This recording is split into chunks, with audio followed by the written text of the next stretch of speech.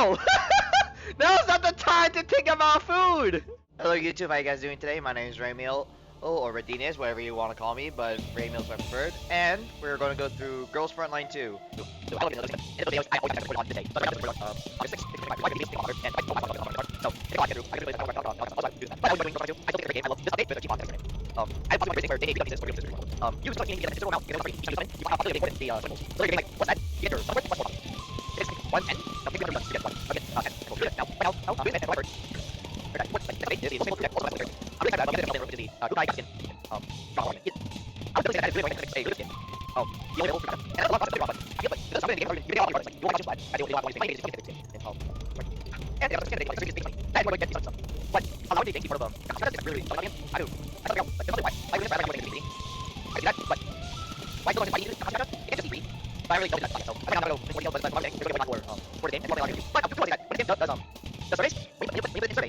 Make sure the target is constructive. Like, the business that, tell them that, check the sale before and after, and I would say, tell them that they do a great job for your skin, and I think better if you skin, like, I might want to because provide gain through the skin looks like it has all the background thing as I'm not really hard, like, I feel like you don't get away with it, I think it's really because someone who cuts out, but it's easy to get yourself, and you're a good worker, I feel like you get away, I'm using it right now, that's why I think but I think that's fair, so I will use the skin, get it to what I know is it, however, if we have units, so I guess, I'll have units, it could be enough, it could be, I think it's 36 to 36, so, it's also for the, I actually thought you're really good inside the fire, so just like what you're really good, not well, or, but that's enough being about me. See, I'm alright. We're here. First thing is a dialogue event, dialogue chapter.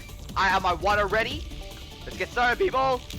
First up, no response. Sorry, the person you are calling is available. God damn it.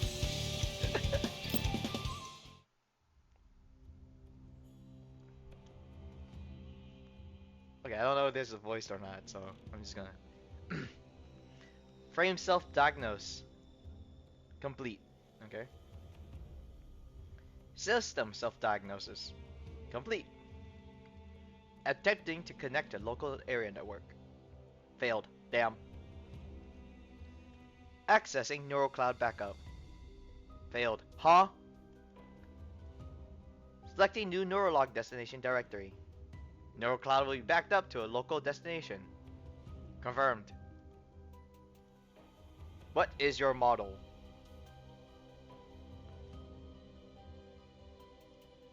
Has she always had green fingers? Okay, can we appreciate something? Damn. You know what's crazy? I've been seeing people talk about how this design or old design before of Neural Cloud, I think it was called, was like a downgrade from this, but honestly, I think it fits her so well. Because I think Type 97 shotgun is Chinese weapon. There was a meme out there where it talked about what are the countries of each girls, and talked about 97, 95 being Chinese, as well as QJ being 95 being Chinese. Bro, I didn't realize I was going to get flashbang today. Jesus. A loud bang shatters the silence, and swaying rays of light cut through the darkness.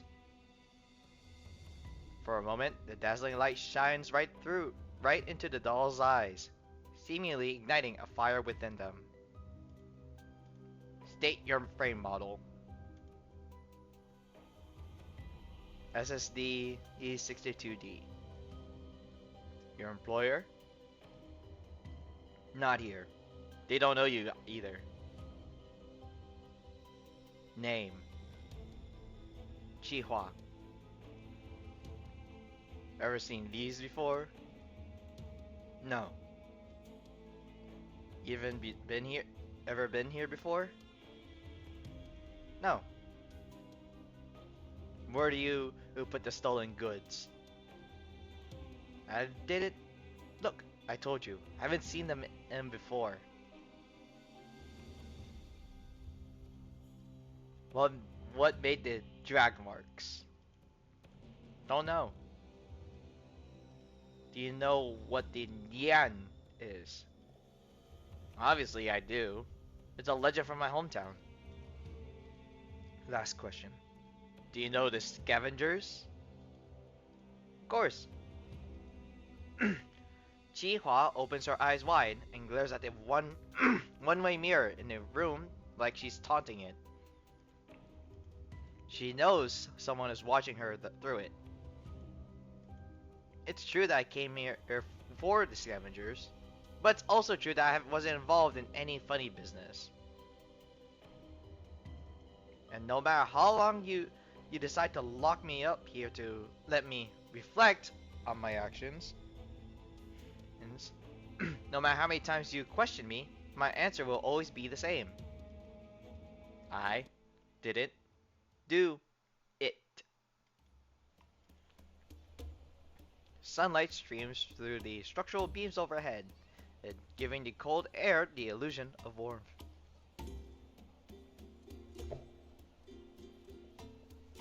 Can I say this? These two girls are my favorite because they were like really easy, and I'm really proud that I love them very much. The two girls I love are Sabrina and QJ. QJ was actually my first unit I ever pulled for, or like the first SSR I pulled when I first played the game. And Sabrina is because when I needed a tank, she was there, and when I found out that she was actually able to get her pieces for free, I instantly hopped on that train because I feel like Sabrina V6 before Springfield came out was really good. And you're able to use your ult for free and able to cast do ability after, which is really good in my opinion. But enough about that. As Sabrina walks through the trade fair, her eyes light up as she takes in the items on display and their bright red festive decorations. Great trade fair. Damn, wait, so this happened sometime during the Perry event or some shit? Wow, it's cheese! You hardly see this in the yellow zone. Oh yeah, that's right, this fair trades are usually happen in yellow zones. Can I buy some, please? Ooh, and there's ketchup, ham, and sausages too. The commander might want to try these. It's true that the ingredients here are rather uncommon in the yellow zone, but this isn't the time to think about what we'll be eating, no? No, it's always a time to know what we're...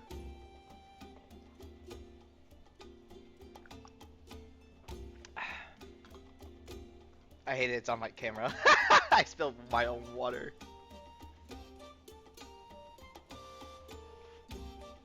Oh, that is cold. Remember our mission, Sabrina. Ah! I'm sorry. It's just that things were so peaceful that I ended up... you know what, that's fair. But this is urgent! Girl, why is food urgent right now? Explain. Elaborate! There we go. Sabrina turns to a nearby stall owner and begins gesticulating wildly as she speaks with her fingers pinched.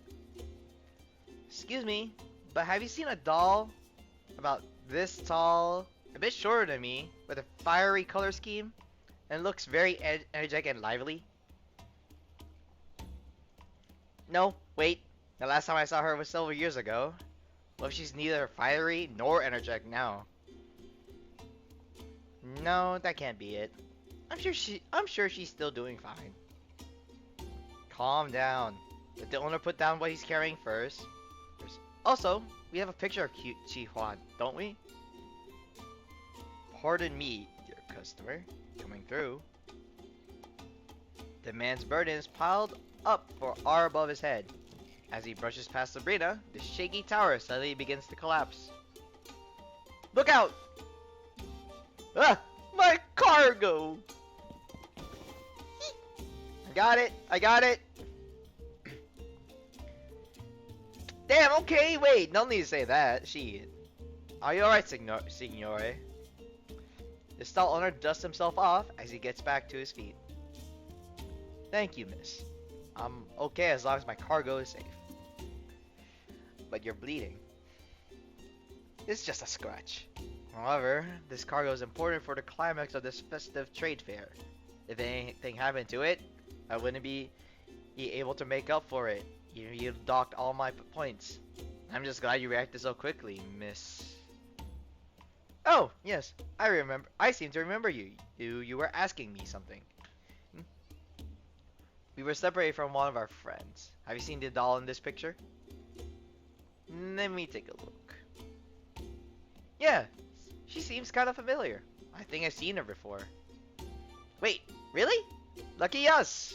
We only just started looking and we already have found a clue. Have you seen her here? When did you see her? Where did she go?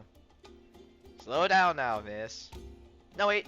The doll I saw didn't look like her. I'm sorry, but there are just too many customers and dolls for me to clearly remember. We're having a festive trade fair, after all. As for this doll, I might have seen her, might have not. Can't be sure. A festive trade fair? You didn't know about it? We had a huge rush of customers recently, and most of them just came to attend ours. I'm pretty sure that in the entire yellow zone, that hardly anyone else is bigger or better than us. The stall owner unconsciously puffs his chest as he gives Sabrina a thumbs up. Nice! I mean, the festival's almost here, right? Every year we hold a special broker's fair here. Lay out all the best stuff we found over the course of the year. Most of it is the good stuff from the green zone. You come to the right place, dear customers. Wow! No wonder this place is so crowded. Perhaps did Qiuhua come for the fair too? The busiest time of the fair is still a while off. Once it officially opens in a few days' time, every single bit of empty space here will be stuffed full of people. You see that half-built stage over there? They're setting up for the opening ceremony. Once it's built, things will be ready to kick off. Nice! The owner looks at the semi-assembled platform. He can't help his face from creasing with a smile. Seems like you're really looking forward to the opening. Will there be a special performance on that day? A performance? Yeah, right. As if anyone would care about that nonsense. On that day, the stuff that the inspector hand out will be the real show. Cheese blocks? No! Collapse pieces? Everything. Food, spices, medicines, clothes, you name it. It's all there. It's a full half a year's worth of living supplies, only for permanent residents like us. During this time, in previous years, the owner suddenly lowers his voice. We've always have our supplies on hand by this time last year. The auspicious day that the management committee decided on this year is later on, so the opening ceremony is also delayed until the day rolls around. It's apparently some kind of superstition or feng shui business, but I got my doubts. Whoops, said too much. After noticing a squad of uniformed security guards walking towards them, the owner immediately shuts up. What I'm saying is, since we all waited an entire year for this, what's a few days more? In any case, welcome to my stall, miss. Would you like anything? Even if we don't have it in stock, feel free to ask. I'll be happy to recommend a suitable place to you. Well, I like the cheese you have here, but something urgent just came up. Sabrina looks away from the stall owner's eager gaze and quickly pushes Groza elsewhere. Brokers' fairs like this are a rare sight in the Yellow Zone. Actually seeing one in the flesh is quite an eye-opener. It's hard to stay tense in an atmosphere like this. It's almost like a festival, in fact. Qiuhua. Did you really go missing here? I don't see anything around that could threaten a tactical doll. Groza scans her surroundings. They're surrounded by people moving goods, decorating their stalls, browsing through said stalls, and the air is filled with life and cheeriness that she hasn't seen in a while. This place is too big. We need to be more efficient. I'll inquire at those stalls over there. I'll leave this place to you, Sabrina. Remember to stay in touch. Once you finish scouting out our assigned areas, we'll head back to meet up with the commander. Don't worry about it. Leave the matter of the cheese aside for now. Groza lightly pats Sabrina on the back, then turns and leaves without looking back. Ugh.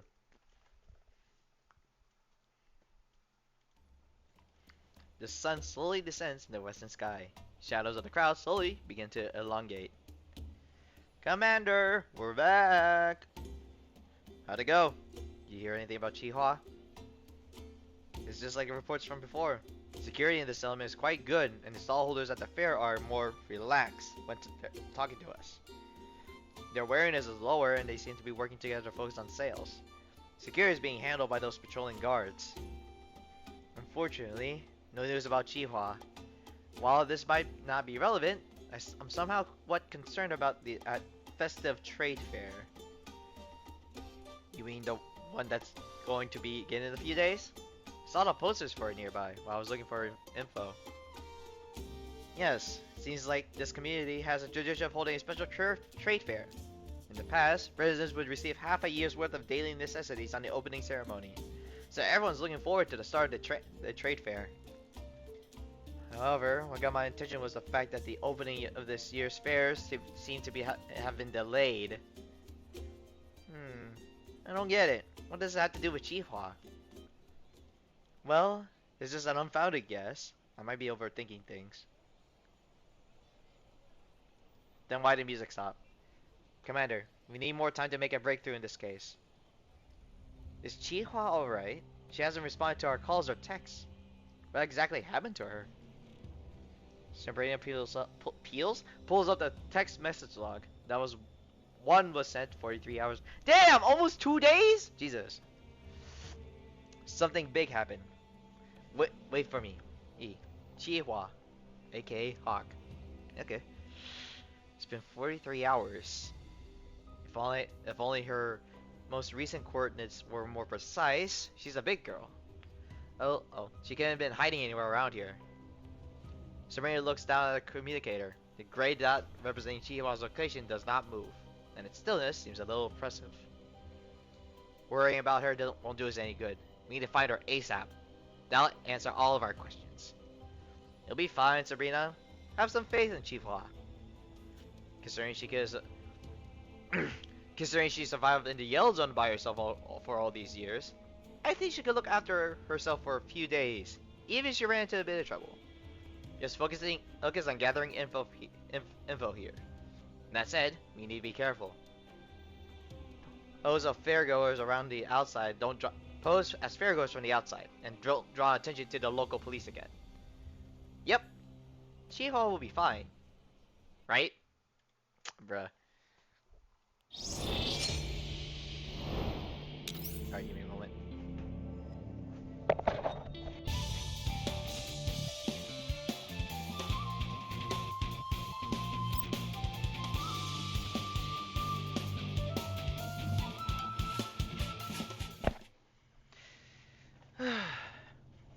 $12 ago! We started doing this investigation 12 hours ago? What the shit? Okay.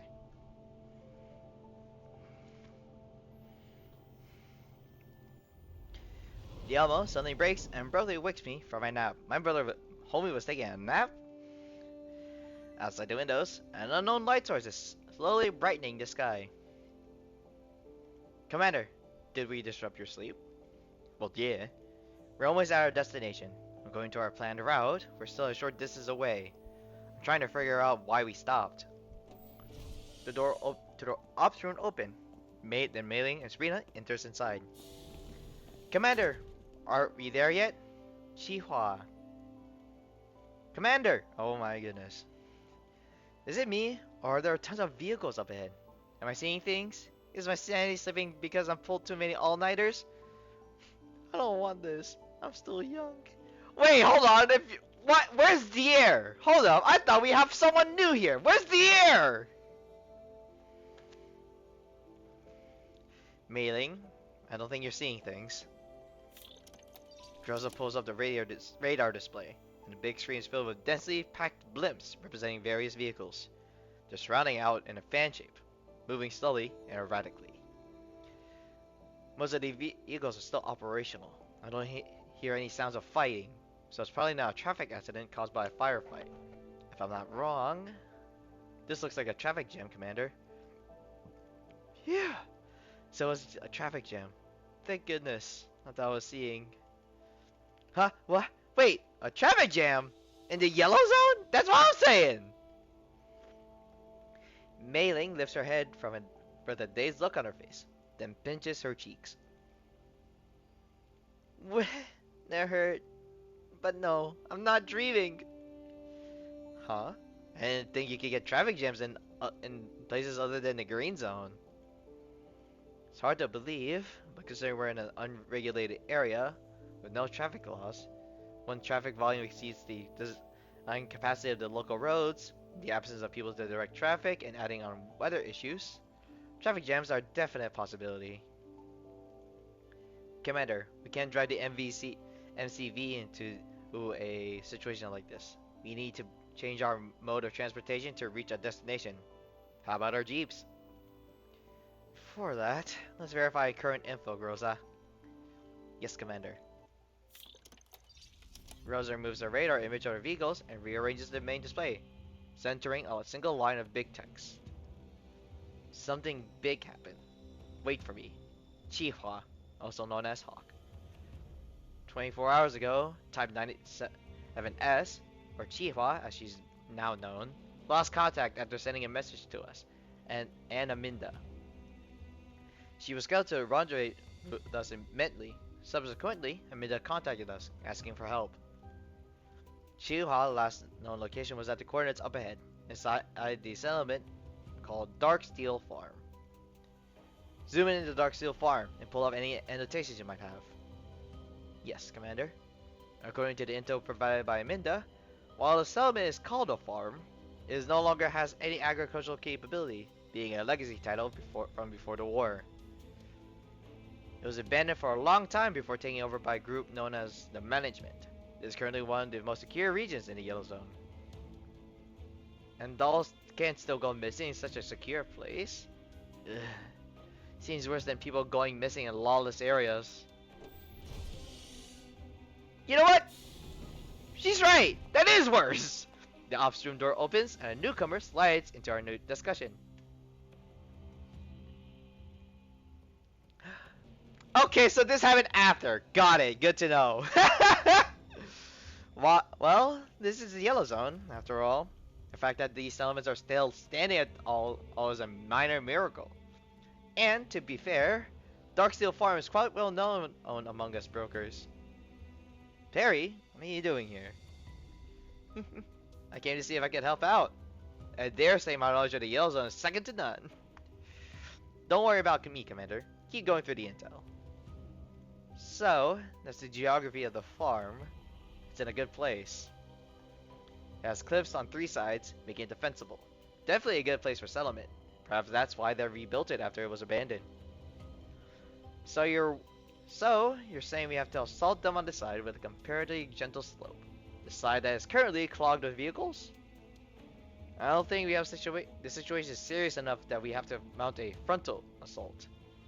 The manager has set up a security checkpoint at the sole pass leading to the farm. Anyone with an entry permit obtained from a broker or a sufficient well-known faction can enter there after passing the inspection. An entry permit, I think I have some friends who have done business with Darksteel before. That might be able to help. Want me to try hitting them up? No need for that. Aminda has already applied to get some for us. The entry guidelines also state that pretty much all forms of heavy weaponry are prohibited within Darksteel Farm. Also, the number of combat capable dolls are allowed to enter the settlement is limited, as you can see on the screen. That's all the intel we have, Commander. Please. A loud alert fills in the air, and comms request from Aminda fills the main screen, interrupting Groza's words. Commander, it's from Aminda. Put her through. She's still tiny and cute. Hello, Qiuhua's Commander. Oh, hey, Miss Perry's there too. Thanks for the help during the race. I'm glad everyone made it out safely. I'm guessing that you already reached Darksteel Farm by now. I became a little frantic because Qiuhua's signal suddenly vanished. I only remembered some details later. Once I was able to calm down, I'm glad you guys haven't headed out yet. We still have some time, Aminda. Don't worry, take your time. Okay, I transferred Qiuhua's affiliation to the Elmo. Darksteel Farm has tons of rules and regulations, so I think that'll help you get her back more easily. Got it. Thank you. Also, I have one more piece of news. Amanda lowers her head, looking for something. Found it. Darksteel has its own currency, so visitors have to go to a currency exchange to trade resources for a virtual currency called contribution points before they make purchases. So please prepare ahead of time if you plan to rest and resupply inside the settlement. That sounds very similar to Greenstone credits to me. Each region has its own independent credits, but I always thought everyone would stick to collapse pieces or Sardis gold and contamination zones like underground brokers do. Yep, trades and collapse pieces do exist, but it's only for large-scale transactions between management and underground brokers. All goods in the farm belong to the farm, and the residents can earn contribution points through their labor, which they exchange for the items they need to survive. That system is similar to how things work in the safe zones, but don't confuse that place with actual satellite city. It's a yellow zone settlement through and through. Aminda raises her head again and looks at us. Right, that's all the intel I have. I won't take up any more of your time, so please go find Qiuhua ASAP. She's a capable assistant, a good friend of mine. You always have more manpower on my side. Well, that's enough about that. In any case, I'll leave it to you. Hope she comes back safely. After we exchange farewells, Aminda ends transmission. Your orders, Commander?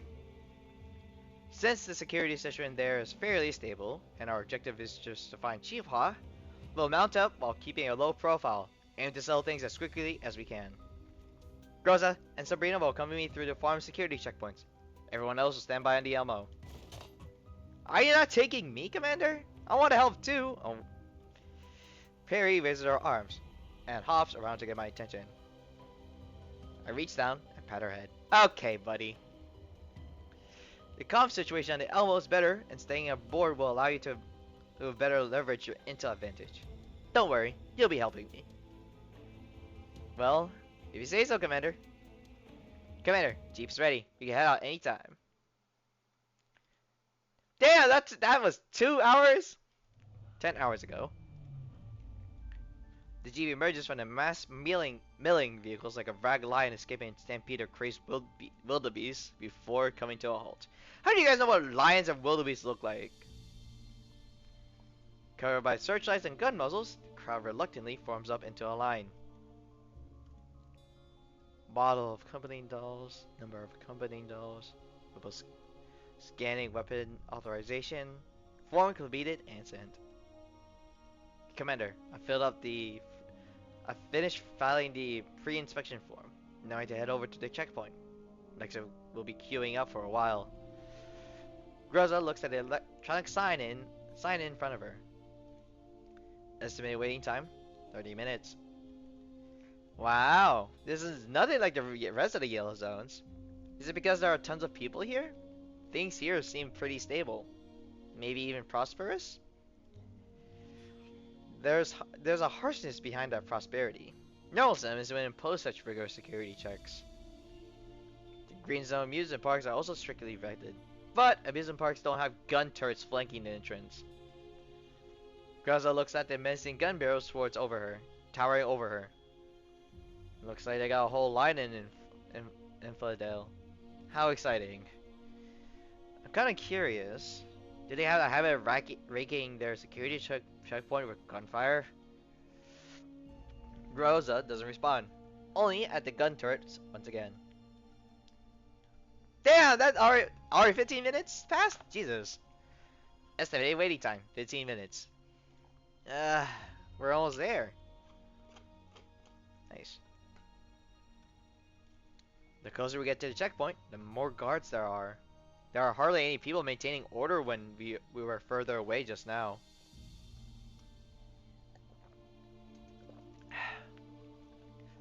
Looks like they're concentrating their defenses around their home guard. Hello, and welcome to the Darksteel Farm. Please have your entry permits ready for presentation. Before you enter the checkpoint, I will need you to vet your pre-inspection forms. There's no need to stop. Please keep continuing along. Girls displays the entry permit that Minda has requested for them. Received. One moment, please. A long, silent wait follows. Excuse me. Is it done yet? Do You lose network connection or something? My apologies, but we have many visitors at the moment and some delays are expected. Please understand. There's something strange about that last part. Like there's kind of unspoken, bizarre, passive aggressiveness brewing in the background. Rosa, Sabrina. Sensing something wrong, I quietly whisper a warning to them. Commander, what do you need me to do? Understood. Huh? Rosa realizes what I'm getting at and tugs her hand away before changing her expression, ready for battle. Estimated waiting time, 5 minutes. The guards usher the people ahead of us into the checkpoint. Sabrina begins getting uneasy too. Commander, is it me? Or are there more and more guards around us? Sabrina sidles up to me and asks me quietly, though there's still a hint of naive hope in her voice. Sorry to keep you waiting. A pair of gun muzzles suddenly appear from behind the guard, and the start on the turret machinery actuating comes from above us. Groza makes a stand in front of me. Your entry permits have been frozen for confidential reasons. You politely request that you cooperate with our investigations. Your personal dolls and weapons will be impounded for the time being. Should there be a misunderstanding, they'll be returned to you shortly. You're taking us away? Where to? Potential hostiles incoming. Commander, your orders, please. I see people moving within the checkpoint, and more guards begin stepping outside.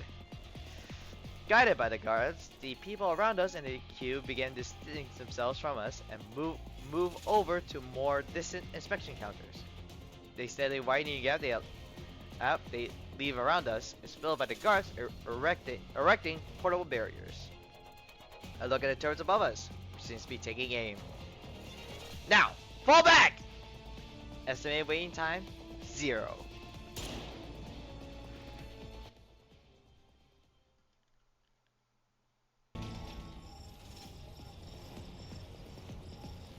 Wait, shit, I don't know what this is, Italian? Ma sexy mo! Groza, we're going to crash! He's got on the Jeep. Aye! Relax. A sharp turn is followed by a mad dash. What should we do? What should we do? They're still chasing us. My shield won't last much longer. Suddenly, braking is followed by rapid acceleration. Before the inertia can fling us out of the vehicle, Sabrina and I get slammed back into our seats. Traffic outside is heavy. Snarled about too. They won't be able to pursue us for long. Keep it up for 30 more seconds. Oh, okay. The Jeep performs several nibble twists and turns before leaving the whole mess behind it. Phew. Looks like we lost them. Commander, Groza, you're amazing. A blinking light representing incoming transmission coming. It's from the Elmo. I reach out and accept the transmission. Commander, I'm seeing your Jeep coming back. Did something happen? There was a small issue. Our entry permits were frozen, and we nearly detained by the checkpoint security. We just shook off their pursuit. Looks like going in through the front door isn't an option. You call that a small issue? You're so cool, Commander. Girl! We'll need to find another way into the settlement, Perry. Use your contacts in the Elmo's comms gear. Here, and think of something. I'll take Groza and Sabrina with me to scout the surroundings. Between us, you might be able to come up with a plan. This settlement was built over a set of ruins, so they kept an eye out for pre-existing ventilation ducts, water pipes, and signs of remaining infrastructure. I refuse to believe they managed to seal everything off when they built the settlement. Got it! I'll work on it right away. I lean back on my seat, calming our racing heartbeat and respiration. We should get started too.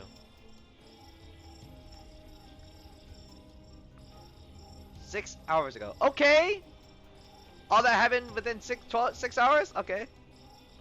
Commander! Our drones found an abandoned passage. It looks like a sewer from a long time ago. Might be able to bypass the checkpoint and allow access to the settlement. Send the details over. Perry sends the footage and coordinates from the recon drone. Our drones only managed to penetrate a short way into the passage because there's a drainage grate inside. There's a lot of stuff caught on the grate too, so this is all we could do.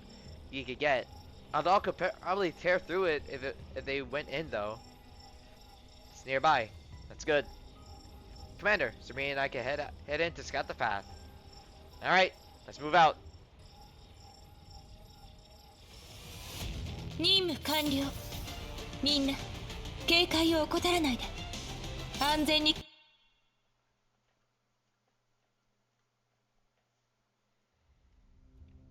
Frame self-diagnosis complete. System self-diagnosis complete. Attempting to connect local area network. Failed. Accessing neural cloud backup. Failed.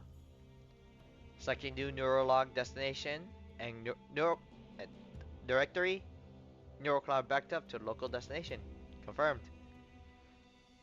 SSD 62D Qiuhua. The interview session regarding your involvement with multiple supply theft incidents will be conducted under the supervision of the inspector and 3 on-duty representatives. Please be aware that your statements are admissible in court of law. Do you fully understand the preceding statement as it has been presented to you? Yes, you already told me last time. An image is protected on the wall, and Qiuhua looks at it. A pair of T-dolls flank a human in a body armor as they slowly retreat from the encirclement of security troopers. The situation looks precarious. Qiuhua's attention is to the silver-haired doll, who seems to be at a loss for what to do next. Then quickly glances at the other doll, and the human that they're both protecting. She stares at them for a long time, until her attention is drawn away by the head interrogator. Do you know the people in this image? I can't be sure. Did it come to link up with you? I can't be sure. No wait, even if I did know them, they'd be only here to pick me up. What's this nonsense about linking up with me? Your statement indicates that these people are similar to the others that you know. Is that true? Do you know who they are? I maintain my right to silence. You guys have that here, right? Do you or do you not know their plan and route of withdrawal? Nope. Have you told them where the stolen goods are placed? That's a leading question. I don't know anything about these stolen goods or whatsoever. Let's move back to you. Do you have any collaborators? Collaborators? Say what? Obviously, she's going to get an answer. After a brief silence, a voice interrupts the questioning. Inspector! Inspector! I have something to say! It's important! It's urgent! The speaker is so excited that his voice cracks a little, but Qiuhua can barely make out the voice's owner. Qiuhua's eyes light up. Chief Qiuhua? Are you over there? I think I heard your voice. Sit down, Qiuhua. It's not your place to speak. I have evidence. My people just found some evidence. The loudspeaker cuts off with a beep, leaving only the sound of electrical humming and crackling to the echo inside the room. Qiuhua? Hello? I can't hear you guys. Hello? Hello? Are you guys? Hey, are you listening to me? Silence engulfs the room. Qiuhua looks at one-way mirror and has a vague idea about what may be happening on the other side. It's beyond her reach. Comms check. Commander, this is Girls and Sabrina. I read you. The beam from my headlamp barely manages to illuminate the ground on my feet, but it also makes the fathomless darkness all around more sinister. Girls can hear the echoes of her voice and footsteps. We just cut through 2 layers of the grate, and we made it into the tunnel. There seems to be more than one path here. I can feel the movement in the air. I think there's another opening here. Yeah, we haven't encountered any enemies so far. We're counting towards the center of the settlement, but it seems a little too quiet. What are the conditions inside the tunnel? We're seeing signals of limescale and traces of sedimentation. Perry's guess was right. This was probably part of the drainage system, just abandoned for a long time. The insides are pretty flat and and the atmospheric sensors are picking up anything unusual. Here, looks like things are going more smoothly than expected. Sabrina! Quiet! Don't get careless. Stay alert and carry on. Understood. Transmission ends. Girls, what do you mean when you said it's a little too quiet? Isn't that a good thing? Girl, that's not the issue here. Doubts start creeping into Sabrina's voice. Why would they overlook a tunnel of this size? It's not like it's a smaller drain. The people on the surface are well equipped, but they didn't fortify or harden any obvious opening like this. I find it hard to believe that this was just an oversight by the settlement's leadership. Since when was our luck ever this good? You know what? Hold up. Commanders of mechanical fighting girls, they tend to have shitty luck. So, by Groza's logic, she's right. When are we ever this lucky? Yeah, you're right. But what could it mean? Maybe there's some reason they didn't need to defend this place. Perhaps setting up defenses were too costly. Huh? Wait, does that mean this place is dangerous? Ah, I'm starting to get goosebumps. Groza suddenly comes to a halt. What happened? Did you hear something? I might be imagining things. No, you should come listen too. Sabrina stops and tilts her head attentively.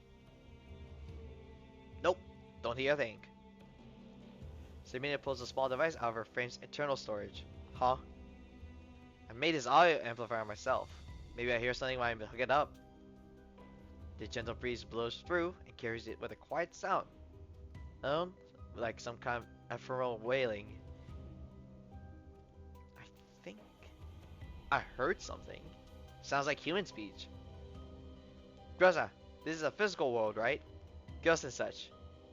They don't exist, right? Sabrina! Huh? Human speech? What are they saying? Shh. I'll try and listen in. Help me. Help me. Well, it's definitely human speech. It's coming closer to us. A quiet cry for help. The sound of something heavy dragging across the ground. Footsteps gradually resolving into clarity. Cut your lights and hug the wall now. What? What? Eh? What's happening all of a sudden? Too late! Before she can finish, a swift gust of wind passes through Sabrina's legs. Aye! What are all these LIDs doing here? Prepare for battle. Oh my god.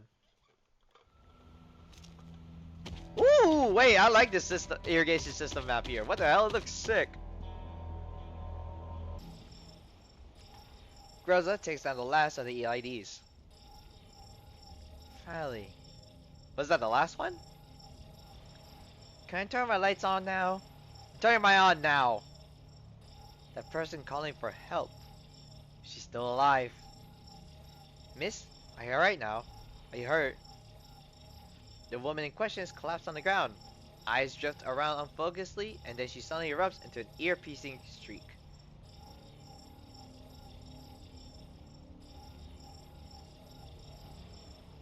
You beat up all the bad guys. It's okay. It's okay. Oh, stay back. Miss, you hurt? Do you need help? We're dolls, not LIDs.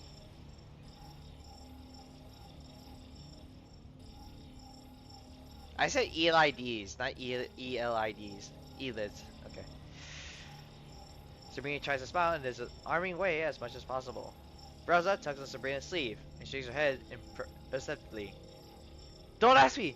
I don't know! I don't know! I don't know! I don't know! Her wailing trails off into silence. Miss? Miss? Oh no! She's passed out! Is it from blood loss? What should we do now? I'll try to stop the bleeding. Sabrina pulls out our first aid kit out of her frame's internal storage. Okay, so you have an internal storage. That's crazy. Groza quickly ages the woman's injuries. Then glances towards the direction of the EIDs and a woman have come from. Signs of drag marks are immediately obvious. Most of the blood loss is from gunshot wounds. Her abrasions aren't too severe, and she was only dragged for a short distance. If we can follow them back to their source, perhaps their origins are also our destination. Are we bringing her with us while we do that? Moving while carrying a casualty is kind of difficult. Sabrina, you stay here and care for her. Back me up when needed. I'll head out for a bit before coming back. I'll be gone for 20 minutes. Won't be far and the rest should be manageable. Ah, that's so dangerous. If you run to elids again. Sabrina meets Groza's gaze and swallows the words she's about to say. Okay, I got it. Still, don't push yourself too hard and come back soon. 20 minutes later. I receive a comments request from Groza while I sit in the jeep. Groza, how's it looking? Commander, we found an entrance to the settlement. However, something unexpected happened. Groza briefly describes what happened. Got it. So that wounded lady is out of the danger for a moment, but can't be moved easily either. Is that it? Yes, Commander. Should we bring her back to the Elmo? We can't be sure if she's an ally or enemy, and we don't know about Qiuhua's condition. Groza, Sabrina, wait there for a bit. I'll meet with you, then we enter the settlement together. As for the wounded woman, I'll have Kovna and Vebli look after her. We'll decide our next move once she regains consciousness. Yeah, understood. 任務完了。みんな警戒を怠らないで。安全。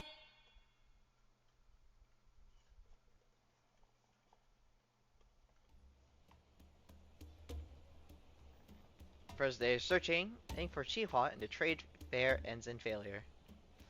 We discuss our next move after meeting up. Should we investigate another location? While places are popular as the trade fair, we might be able to learn something new. Or maybe we could walk around the fair again. We only gone around the place once, so we might have missed something. Sabrina looks over the trade fair again. There are eye-catching mascots everywhere. And while the decorations aren't too fancy, they're enough to dazzle the eye. The vendors and customers just keep pouring in, making the environment more and more complex with each passing moment. Let me think. Commander, there's a heavy... Groza's warning is drowned out by the roar of engines. All I see her mouth is moving and the crowd beginning to move. The vendors don't look nervous. Why is that? Groza freezes up for a moment. They begin surveying a location without saying a word. The nearby merchants don't look afraid. In fact, they're smiling. Indeed, this kind of noise usually precedes a bandit raid. In other settlements, merchants will start packing up their stalls by now. It's the expedition team! The expedition team has returned! I heard that the road running in front of the warehouse was under repair recently, so the expedition team is detouring through here. Friend, and when you say expedition, what are you talking about? Oh, are you the customers from the outside? You'll see a bunch of heavily armed guards passing through here in a bit. They're the expedition team exporters of our Darksteel farm. Don't worry, dear customer. They're not here for involuntary asset transfers. We don't operate like people on the outside. Look, the convoy is actually passing through. It's your lucky day. You get to see our expedition team leader in the flesh. That doesn't happen often. Your expeditions usually go on for a really long time. Sorry. In the past, Leader Garen would bring his boys back in just a few days. But recently, they've been gone up for 2 weeks at a time. Yeah, good thing they made it back in a timely manner. I bet they got a lot of good stuff with them. This is a good sign. The roar of engines gradually dies down, and everyone turns to look at the same direction. in, and a heavy bike slowly cruises by.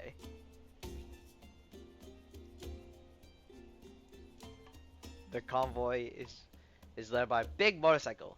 Its rider is a massive man in full combat gear, who casually is steering his ride with one hand while waving with the other. His response seems to excite the surrounding vendors, who begin to shout and cheer. You may not know this, but the reason why we set up here without having to worry about anything is because Expedition Leader Garen and his boys go out and collect supplies for us. In fact, it's thanks to Leader Garen's valiant efforts that this festive trade fair is even possible in the first place. It's every man for himself on the outside, right? In here, everyone has a job and we do it. The expedition team finds stuff and we sell it. Yeah, life's easy for us because everyone does their part. Still, the hardest people on the farm are Inspector Leo and Expedition Leader Garen. Yep, it's got to be Inspector Leo and Garen. No doubt about it. The Inspector and the Expedition Leader. Why aren't you inquiring further, dear customer? Aren't you a bit curious about these big shots of ours? How do you keep praising them if you don't ask us about them? Go on! The vendor seems to have high spirits about that. It actually comes off as a little oppressive to the dolls. Okay. So why does everyone like them so much, anyway? Nothing special, really. It's because they built Darksteel Farm with their own hands, brought everyone together, and distributed the work among all of us, that's all. That's right. They build our checkpoints, lay down settlement guidelines, and make sure they come back from all their expeditions with something to show for them, and enrich all of our lives with a fair and well-planned system of distributing resources. Simple as that. Vendors are all smiles as they look expectantly at the dolls. Why are you looking at me? Are you waiting for me to say something? Let's see. I see. Inspector and Expedition team, you sound like great people. Bringing Sabrina along was the right decision. The vendors seem satisfied with that. Just then, moving up from the other side of the trade fair, man escorted by uniformed guards heads towards the expedition convoy. The vendors' attention are drawn to the newcomer. Oh hey! Inspectors come to welcome the expedition back. Yeah, you sure are lucky, dear customers. You get to see them both prominent figures at once. That's pretty good, right? Since our big shots get along, the rest of us still live in peace. I heard that in the past, they were both bounty hunters who befriended each other. Their friendship's older than this settlement.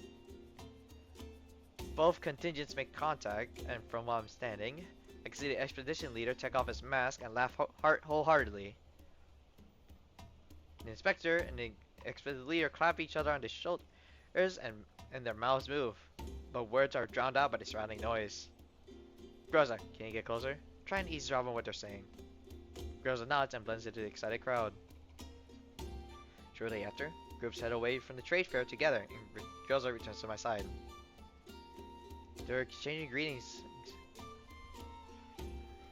The inspector seemed to ask him about their casualty status, and the leader replied, We're old at this, so we don't lose anyone. It was a milk run. On the other hand, you better speak up if you don't having difficulties. We all know how things been for the past 2 years. Doesn't sound like anything special. All this stuff we're learning ain't going to help us find Qiuhua. It doesn't seem relevant right now. Perhaps we need to change our approach. Let me think. Right back to work. Seeing the expected leader make me feel like I need to do my part too. The festive trade is our battleground. That's right. We need to lock in too. I'll keep an eye on my stall. No, Nian isn't going to take a great silver gram away from me. Heh, if a Bujin comes, I won't get anything from me either. I'd rather those Bujins stay away forever. Well, if one does turn up, I'm sure the leader can deal with it, right? Heard that he beat 100 elids to the death when he was outside with his bare hands. What? What? Can humans even do that? Why not? That's all those pulp novels from circulating the farm saying. Granted, I haven't seen him do it in person, but it's going to be grounded in reality. There's got to be some basis to it, right? Still, haven't heard anything about being robbed by the Yan recently. My nephew's in the guards, and they say they've caused suspect for being the Yan. Maybe there won't be any robberies from now on. You can catch something like that? My uncle's in the expedition team. He says that an immortal monster that comes and goes without a trace. Only goes to sleep in spring. I have no idea what they're talking about since just now. What's that Nien? Is it some kind of Elid? Not too sure. Apparently one's been captured, and Qiuhua went missing around the same time. Worth looking into. That Nien. Sounds familiar. Now, who mentioned it before? Was it Mailing? I think of Mailing who told me the story in the past. Our light snow had been falling outside back then, and the season seemed to match up. Yeah, why not just ask them directly? These senders seems like nice people. Surely they'll tell us about it, right? Sabrina decided to ask them about it. Nien? Well, you don't need to worry about it, dear customer. Looks like it was actually a thief mucking about. I've never heard of it going after outsiders before. The expedition team the uncle of mine on the expedition team said that it comes out to cause trouble when winter goes away to spring, and goes back to sleep when spring comes. Hang in there, won't be long. Festive trade fair is coming, and so is spring. Like they say in the farm. Stronger and stronger each spring. Nien sounds like a marvelous piece. Is your uncle expert on such things? Nah. All this stuff about Nien was collected by his pals in the expedition team from data chips they found outside. Just recently, we've been losing stuff here and there. It fits the description of the Nien monster coming to get trouble. Utter nonsense. All this rubbish about monsters, if you ask me, it's the fault of those trash collectors. My nephew and the guards have been doing extra shift because of them for a long time now. They changed patrols and apparently found weird tracks where those trash collectors live. Personally, I think it'd be done by the horrible UMA or something. I mean, we're in the contamination zone. I wouldn't have been surprised if there were weird mutants running around. There's no getting through to occult freaks like you. As if you're any better. Where's your proof, you conspiracy theorist? Thanks, guys. We'll, take our leave then. The vendors begin arguing with each other and pay no heed to us. Sabrina breathes a sigh of relief as she backs away, then signals girls at me, indicating that we should follow her. However, in her relief, Sabrina has not realized that a squad of patrolling guards is approaching us. Sabrina, look! Rosa's warning comes too late. As Sabrina backs up, she crashes into the guards behind her. Sorry! It's alright, dear guest. Actually, we're looking for you. Would you mind coming with us? Could it be that you've seen the doll we're looking for?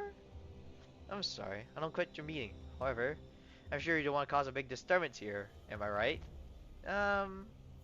Well, of course you don't want to make any trouble, but... I mean, while you're in uniforms and look really convincing, blindly following strangers at the Yellow Zone is really dangerous. Any more convincing reason to go with you? Rosa look at me. After seeing me nod, she indicates to Sabrina doesn't need to stall them. After a while, rather than try around trying our luck, I'd rather place my faith in this chance of turning our situation around. Who knows? We might end up finding a new clue. It's alright, Sabrina. Please lead the way, gentlemen. The guard smartly leader nods and takes us to the place outskirts of the fair. There are empty stalls around us and lights are off. Signs reading, preparing for the fair nearby. We apologize to interrupt your shopping, but received an anonymous report from a stall owner. Apparently, you've been browsing the fair for several hours but hasn't purchased anything. Is that true? The guard's polite but suspicious gaze fall on empty hands. We simply wish to understand the wares that are on offer at your trade fair to optimize our financial expenditures and acquire everything at once. And since the festive fair hasn't officially opened yet, I believe we ought to have some time to consider our purchases. Are free not to do that? Let's see. Most sensible explanation. However, according to the report, you, specifically these two dolls, did not ask questions about what our sales of personals are selling. We only just arrived here, so being curious about unfamiliar things is unavoidable. Oh, these questions were also meant to help us determine the length of our stay and the reliability of your merchandise. See, perhaps this was just a misunderstanding. However, we are compelled to do our due diligence, and thus must remind you, according to the farm resident regulations, any personal inquiries, eavesdropping, and other activities are not sanctioned by the farm management, considered illegal. Repeat offenders will be banished from the farm and permanently barred from entry. Surely you must have heard when passing through the security checkpoint. I urge you to keep that in mind and avoid doing this again. Being permanently barred from entry sounds pretty stiff. Well, that's a stroke of bad luck. I exchanged glances with Groza. I see. Well, keep that in mind. Now then, please show us your entry permits. The interaction constitutes a first warning. I will need to verify your entry permit serial number and ensure that said warning has been logged. An entry permit? Sabrina sidles up to me and nervously asks me a question. Commander, our entry permits, they won't work, right? I mean, if you're asking here, if even asking around is illegal, and we're going to do a thing about illegal immigration like we just did, you'll think you dump us off at the side of a cliff? Sabrina! No, girl! I pat Sabrina's back to console her while I observe the surroundings. We're on the edges of the trade fair, and the cold winds blowing wildly through the empty stalls. There are drifts of unclear gray-white snow piled up against the walls. Even if it made a ruckus, that'll draw much attention. I give Groza a meaningful nod. Certainly, my permit is right here. I make a show of reaching in my backpack, and the guards focus their attention to me. Groza is ready to strike. Here you go. The guard squad leader reflexively reaches out to take my permit. I grab his hand and immediately put his hand into a lock. The other guards are taken completely by surprise. Groza, knock them out. Will do. Groza sees the opportunity I created. I yank the guard leader away from his squad. Sabrina, back up Groza. Just like that? Sorry, Mr. Guard, but right now, I need to show our freedom of movement. Damn, bro. Damn! What is this?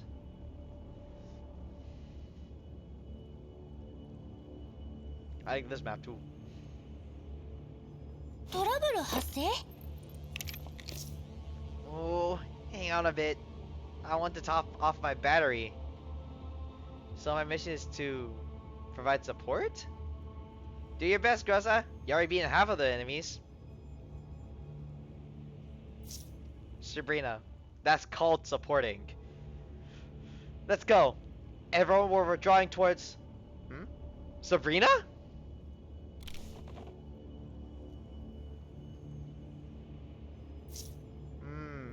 Chocolate.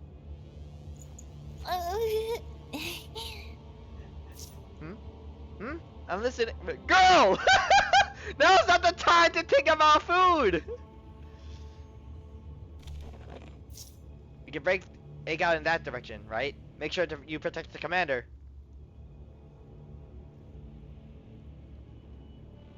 Oh, look at that thing. That's so cool.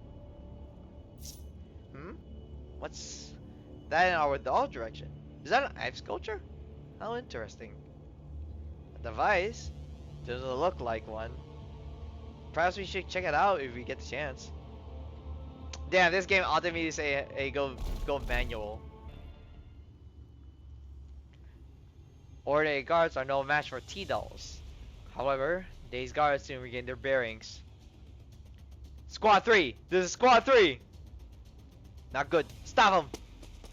On the guards is holding a communicator, Groza runs towards him. A laser dot flickers across our back. I turn to the stray guard who's apparently slipped the net and kicked his gun away. We're on the west side of the market. Send! Something whistles through the air and a spatula smashes into the ground's communicator, sending a spatula! Stop it! It's all a misunderstanding. A loud voice rings from the distance. Everyone pauses for a minute, which is long enough for the girl who shouted to run up to us. Qiuhua? The new girl picks up the spatula and smiles breezily at us. Indeed, this is Type 97S, Qiuhua, who we haven't seen in a while. Yo, what's up, my old chromes? Qiuhua, you're okay. But why did you tell us? You scared my parts off.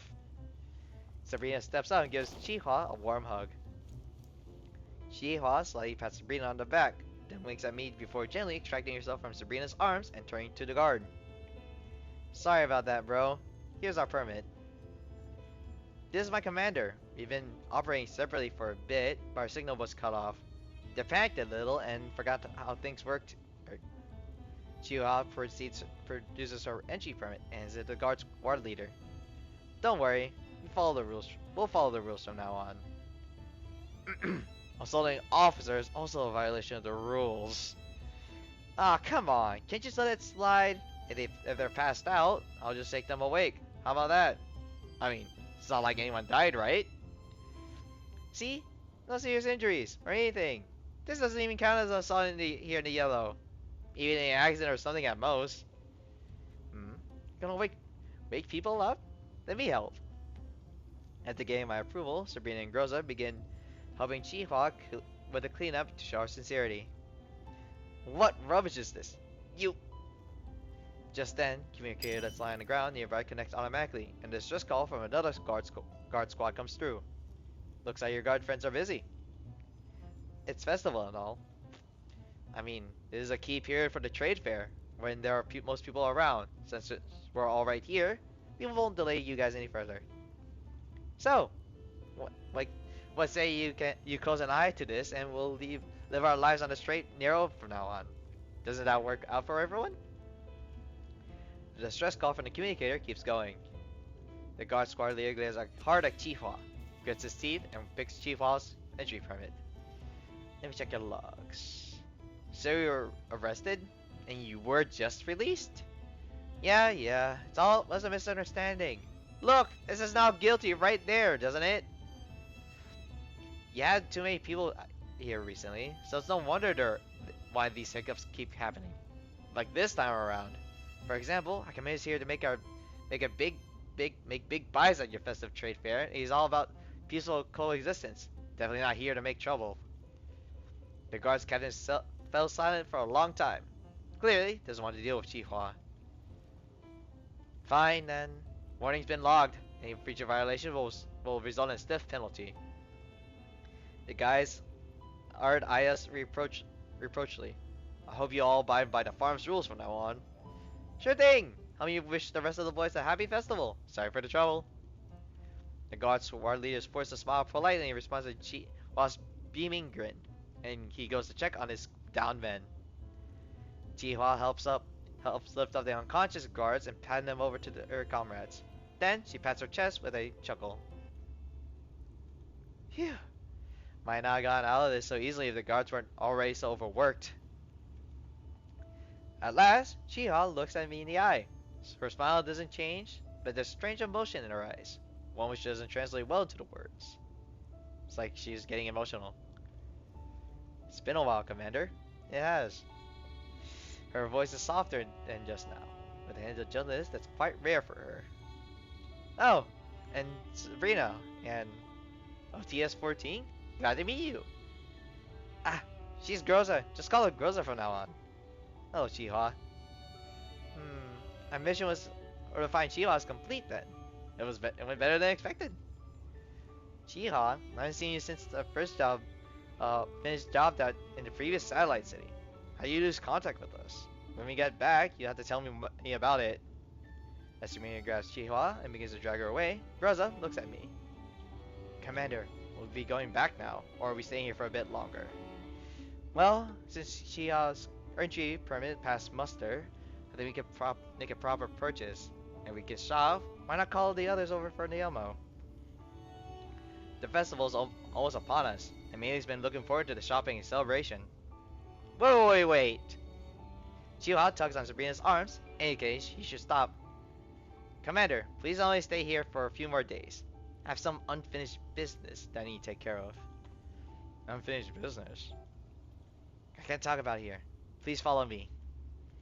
Qiuhua's grows face serious as she looks at nearby guards. 作戦完了っ I want to check out the statue! I'll do it later. と戻らなきゃ I gotta 料理が write. Where's my note? I gotta write this in a note.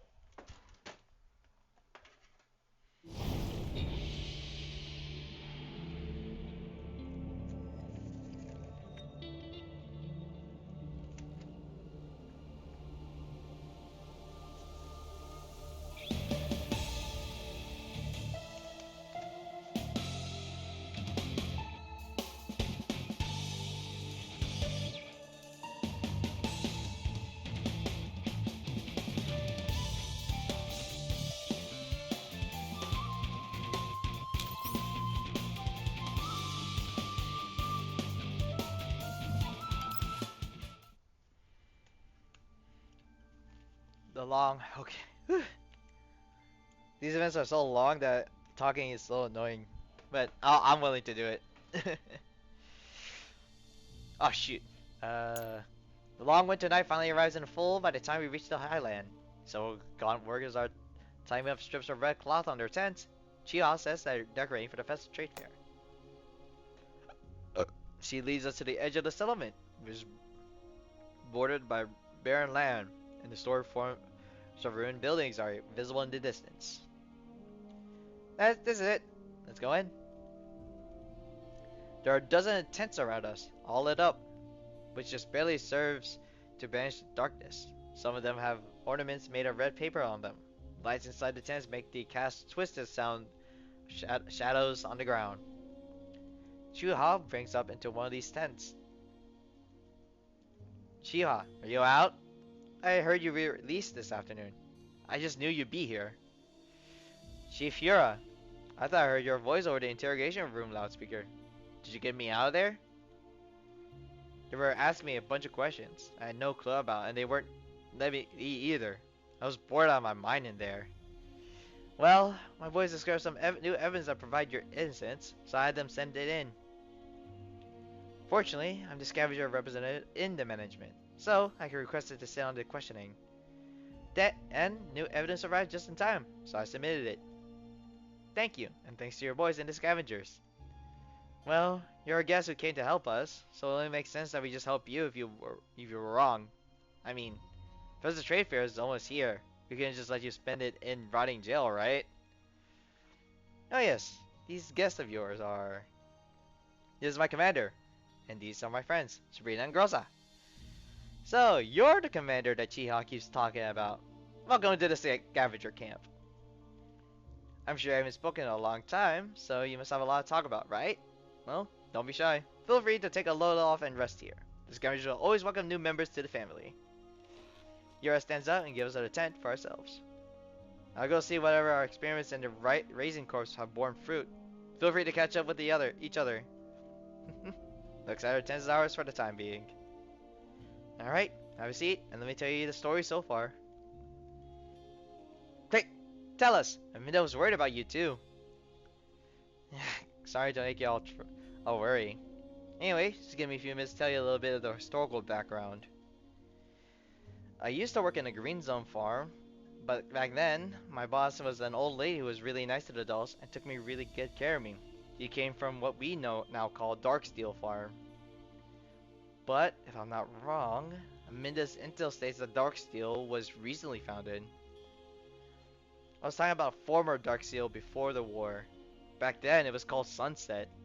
After the farm was abandoned, its people wander all over the place, but that lady was really attached to her former home. After I decided to go work in the Yellow Zone, she asked me to find the descendants of her former friends and neighbors, and checked on them in their place. Wow, I think I heard you mention her before. I didn't think she had a background like that. Yep, heard someone rebuilt the farm, and after learning the descendants of the former farm residents were going back this year, I made plans to come by and pay a visit.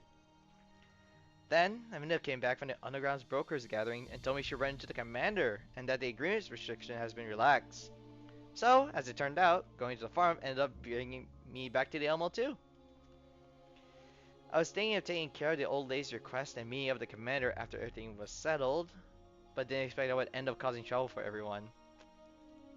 Qiuhua pats her hands together apologetically and smiles sheepishly. No problem. Keep going. So, why did people lock you up here anyway? Well, there had been some spate of theft caused shortly after my arrival. The stolen items being rare species, and the guards just happened to find unknown drag marks in the barren land outback. The only people that were the only people there were me and the scavengers. The guards weren't able to find anything on the scavengers, but they decided to find the exact spices that were missing on me. Was it species? Oh, spices. My bad. Like, are we not allowed to cook stuff that actually tastes good? Couldn't they imagine that I might have brought it along myself? Qiuhua slaps her thighs in annoyance. Then she glances at me and mutters under her breath. I went out of my way to gather all those spices. Since we were meeting again after so long, I want to show you what I learned during our time apart and get a taste of my skills. But now the spice is all ruined. Well, we got a long time ahead of us. There's no need to rush it. So, they arrested you just because you have same kind of spices on you? Without any concrete proof you had it stolen? Feels like the management's handling of this case was very sloppy. Well, that wasn't the only reason. It was only after I came here that I learned that Sunset Farm descendants were now called scavengers. Their living conditions were here pretty bad, and the other residents treated them like crap. I was living with the scavengers until a few days ago, which made me one of them into the eyes of the Darksteel. When they interrogated me, the guy kept trying to make me say I stole the stuff for them. So, you're saying the management suspected the scavengers are using you to steal supplies, and they try to use you to make their case? Yep. Chief Euro told me the scavengers were doing too well on the farm. For starters, a lot of people ended up turning to thievery because they couldn't earn enough contribution points to survive. But the guards already dealt with them. Based on what I've seen so far, the descendants who are still in the highlands don't seem like criminals to me. Hard to sway the public opinion with subjective opinion, and now that their biases have developed. So I was thinking and take a look at the situation. While a lot of stuff's been stolen, scavengers wouldn't be starving like this if they actually managed to get their hands on it. Also, the fact that it was released at all was because Chief Euro's evidence convinced them. When I came out, however, I heard that the guards talking about how the evidence cleared me, but at the expense of making the scavengers look even more suspicious. Chief Euro never mentioned anything like that. Qiuhua scratches her head and then shoots me a pleading, desperate look. Commander, I want to help clear the scavenger's name. That will let me help them and fulfill the request from my previous employer. Could you give me a few more days? The interior of the tent is dimly lit by a little red lantern in the corner of the room. Compared to the affluence of trade fair, the people here, and by circumstances, tend to be positive. I look at Qiuhua's eyes with a shine of determination and find it very hard to say no to her. Let me guess. If I said no, you wouldn't let things be even if you come back to Elmo, right? Yep, you know me best, Commander. And let's take care of this together. Head back into town again. What? You said yes? Awesome! Qiuhua jumps for joy, but she's about to glomp me. I push her back into her seat. Oh, the brother, get glomped! So, do you have any ideas how to clear the scavengers' names? What we can do to help? Qiuhua's attention returns to the task at hand. Well, I didn't get to ask Chief Euro about the new evidence he found. Maybe could go grab him and have him explain it to us? After seeing me nod in agreement, Qiuhua heads out and returns shortly afterwards with Euro in tow. Commander, I heard Qiuhua that you're saying you're willing to help us. You just arrived just in time. I'd like to thank you all on behalf of the scavengers. Well, that's enough meet and greet. Yura, tell us about the new evidence you found. It's like this. Scavengers have been trying to plant new crops in the wasteland, and we take pictures of our plots at a regular interval as the experimental records. Yura indicates a set of pictures to me. These pictures captured the drag marks, or what the guards considered evidence of transporting stolen goods. While the guards only found those marks a couple of days ago, I'll let you take a look at this picture. It was only when we checked the date of today's picture that we realized that the marks like this had already shown up since last month, and Qiuhua hadn't arrived yet. I see. That man isn't likely to be a suspect. Chief, thanks again for submitting the evidence. Well, the inspector here is a pretty reasonable guy, and he was the one who ultimately decided to release you after looking at the pictures. I wouldn't dare claim at all for the credit that. Still, that won't prove the scavenger's innocence, right? Yura, forced a smile, fades. Well, I'm trying to do that. Truth is, a few of my boys might end up being taken in for questioning over the next few days. Commander, Qiuhua always said you're a very capable and knowledgeable person. Do you have any advice for us? To be frank, I still don't understand this situation. Perhaps we might learn something via surveillance footage at the scene of the crime. Yura shifts uncomfortably. Well, for various reasons, everyone's wary of us scavengers. I know exactly where the security kiosks of the footage you need are located, but it's hard for us to get near these places. We probably end up being reported before we even get there. End up spawning an entire tail of guards. If you know where to find it, just leave it to me. Yep, girls and Sabrina should go with her. We can plan our next move after obtaining the footage. Look at Commander! Look at Commander! Already planning! Woo!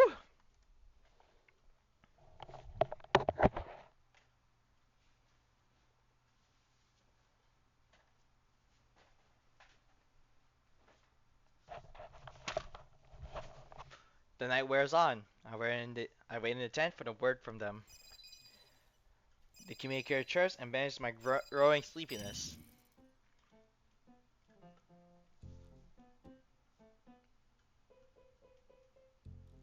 Why is this music playing?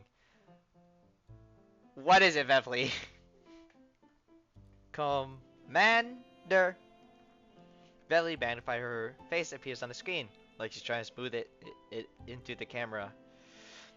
Beverly, maybe you should back up a bit. Commander, why do you look so gloomy? Do you miss Beverly? Alright. Beverly's ready to give you an extra special pep up performance. Girl, this is not the time! I heard people say that idols need to check their image before doing a show. Have you probably expected your outfit, Beverly? If the commander saw Beverly in a messy state, that might damage your idol image. Kofne! I love you!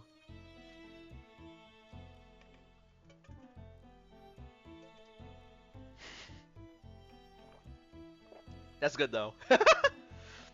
Huh? That's right. I can't let the commander see Beverly when she's on Beverly squeals off and hops off to the side. Commander, you miss me. Colvin is smiling, but seems a little forced. Did anything new happen on your end, Colvin? Yes. The woman's lady's stable now. She is asleep at the moment, and she'll probably wake up soon.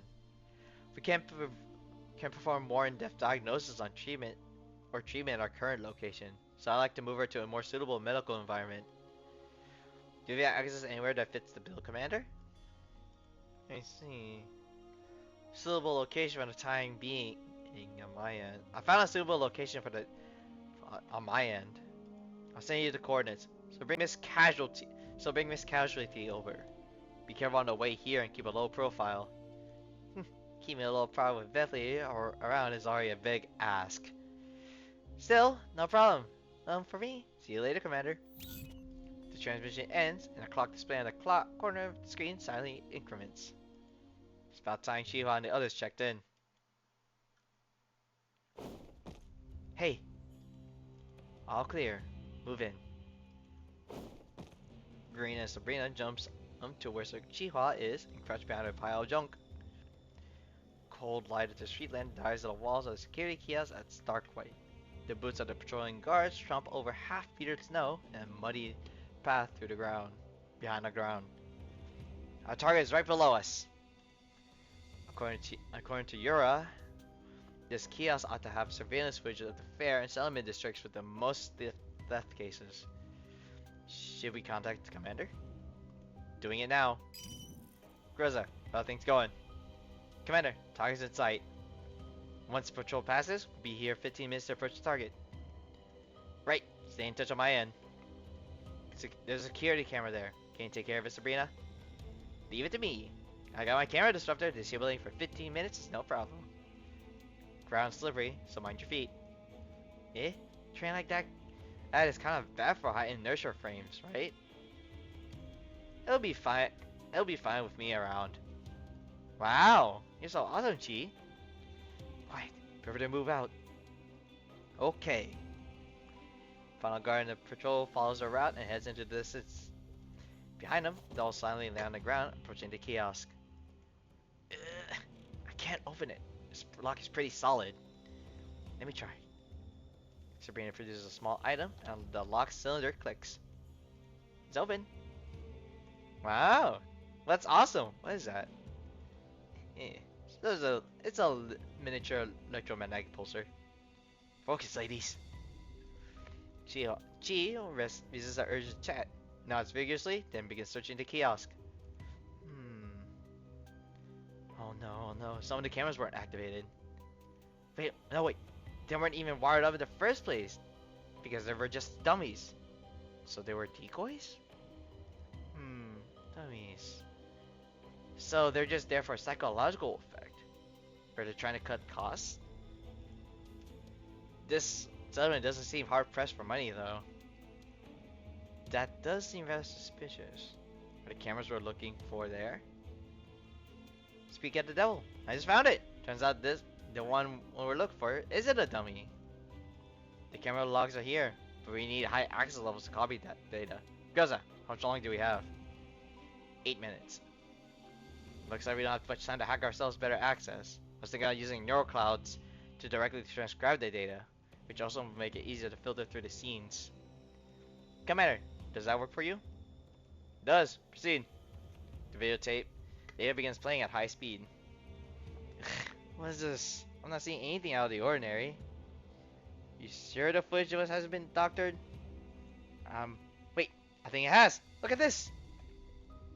It's almost impeccable. But those are editing artifacts. These videos are not the original footage. Can you restore the originals? It's theoretically possible, but we need access to the servers in level 2 to crack their defenses. We only have 4 minutes to do it though. 4 minutes! No wait! We're down to 3. Commander, I think I do it. You have 2.5 minutes. If it doesn't work out, forget it and focus to get out of there. Will do! Whew. We're almost out of time. Counting down now. 5, 4, 3, 2. We did it! We managed to restore the original footage data. See the guards approaching. What are you standing around for? Move it already! The dolls make to leave.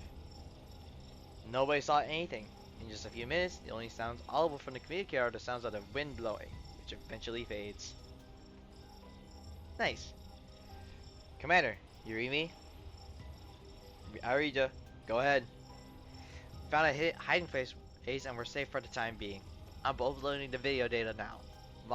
We'll return while avoiding the guards. Roger. While waiting for the dolls' return, Yura and I go through the OG footage. Yura looks softly, but doesn't say anything. Yura, did you learn anything from these videos? No. There's one thing I'm curious about. A normal person actually messes around with this footage. I have a hunch, but it can't be true, right? There's no way. Yura begins muttering to himself. Hang on, I think I just saw something. Sorry, but could you rewind that? I bring the scenes Yura wants to see. Commander, take a look at this! Yura points at the part of the screen. Is there something moving here? I enhance the portion of the video image in question. Snow is falling out, and a line of mini robots are transporting supply crates at the end, even clip across the snowy ground. That much is obvious. Several hours later, the trail on the ground is slowly covered up by grayish white snow. I clip this loop and begin replaying it. These are mass-produced robots. Ah, so they were mass-produced models. No wonder they seem so familiar. Many of us scavengers have seen them before. But this one, Hero points at one of the mini robots. One of its arms clearly unusual compared to its fellows. Here, I remember hanging up one of those robots at an axe, and in this exact place too. Wait, seriously? What are the odds? So you encountered it before? In the ruins. The Dark Steel was built on ruins of a former farm. Most people live in the rebuilt areas, but outskirts a lot of the areas haven't been properly reclaimed yet. From time to time, minerals like this emerge from the depths of the ruins. That's where I encountered it last.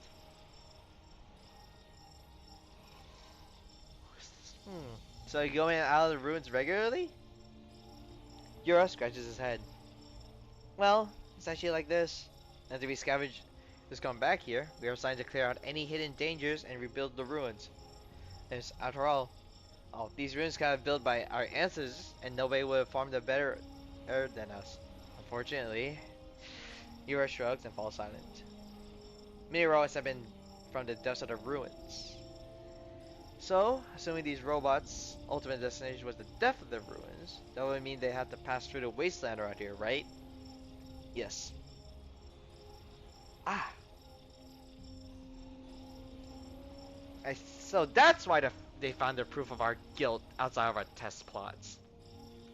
Now, this is just a guess, so in order to verify it, we'll have to find them in the ruins, as well as the stolen items. And I point to the crate they're carrying. I'll lead the way. Although our attempts to rebuild didn't turn out too well, we managed to map out a couple of routes that take us deep into the ruins where minimal risk ought to help. In that case, we'll head out once Qiuhua and the others come back. Alright, I'll go get ready. Sun should be up by then. Yura looks outside the tent, and my gaze follow his. The ruins sprawl before us like a beast awaiting its prey. Nice. 任務完了。みんな警戒を怠らないで。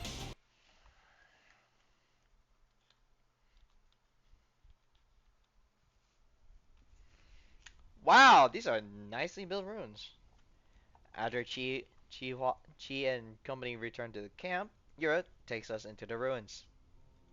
Long time ago, this place was called Sunset Farm, and it was my home. I've been waiting to come back ever since I was a kid, but when I did, I found out it was completely different from what I imagined. Naturally, I knew this place had been rebuilt from being reduced to ruins, but didn't expect its ruins to be so thorough. Yura pulls out on his gloves and pulls the tangled twist of rebar aside, clearing a narrow path for the rest of the group. Whew.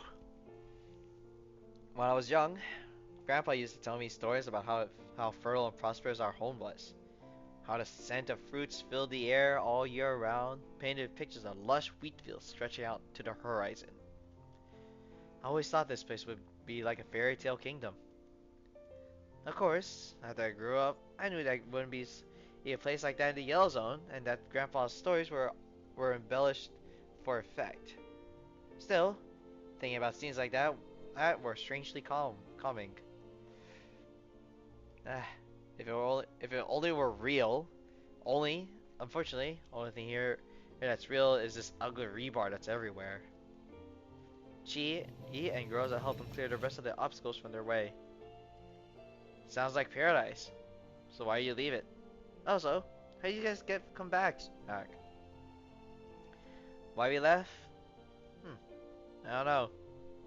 Grants might have mentioned it, but in truth, everyone left had their own reasons for it. Maybe because of the war, or a sandstorm, a poor harvest, 1 year of poor harvest, because they wanted to live elsewhere, or they can hold on to the farm. It's hard to isolate a single reason for it. In any case, by the time I was born, my elders and I were thousands of kilometers from the farm. You went that far? Given the state of Yellow Zone now, returning must have been difficult, right? Oh yes, We walked a long, long way. Just surviving until now is a miracle. I led my own people here. Qiuhua puffs his chest as he mentions that last part. After all, restoring the former glory of my hometown had been a childhood dream of mine.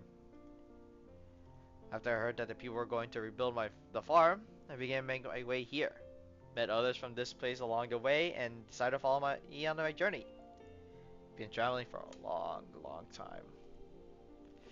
We only just managed to reach here last year. By the time the farm had its management committee set up, the inspector was also very reasonable. Not often you find such orderly in the yellow zone.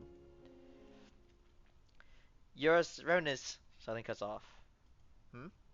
What happened after that? Qiuhua, it's not as polite to stop telling the story halfway. And then Qiuhua laughs, but there's gloominess in his eyes.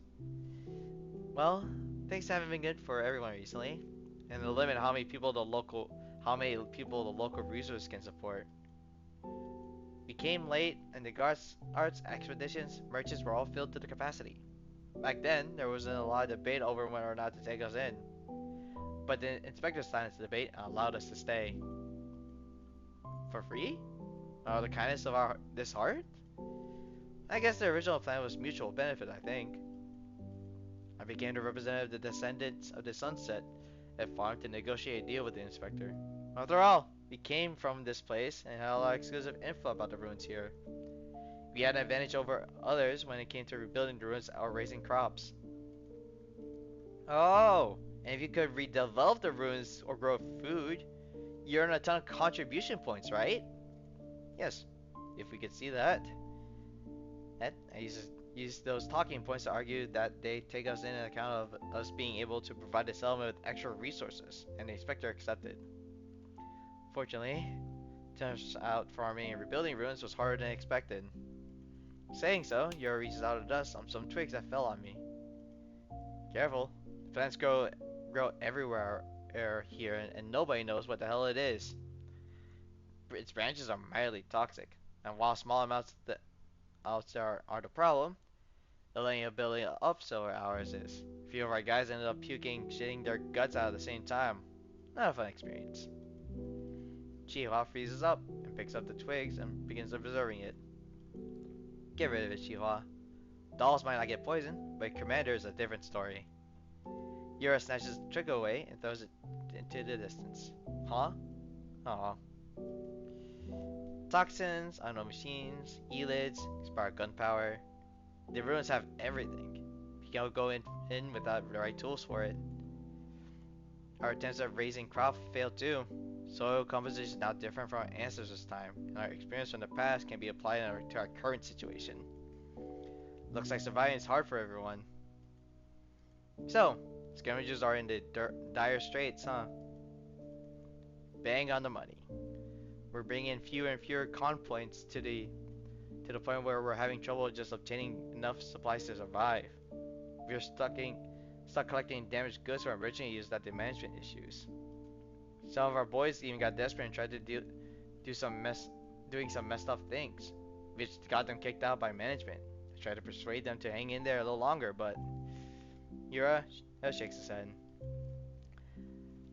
So they decided to turn to banditry? So like that, dime a dozen in the yellow zone. Yeah, you were wrong. You were wrongly blamed for stuff for going missing because of us. Sorry about that. Sorry to burden you guys with this, but I just had to let it out. Qiuhua scratches his head. Well, Qiuhua has been released, at least. She's not the type to hold grudges, so you don't have to worry about it too much. Yep. It's not like I lost my parts while doing it. It's no biggie. Qiuhua looked at the ground and sighs again. He looks up as though a weight has been taken off.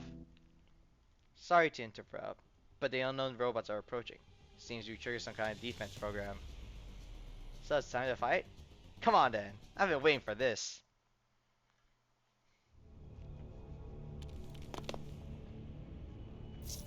Ready for battle?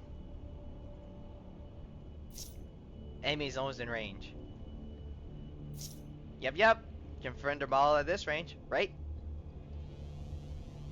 They're really high end. Kind. I'm getting nervous. What are you worried about? You got me around, don't you? Jesus.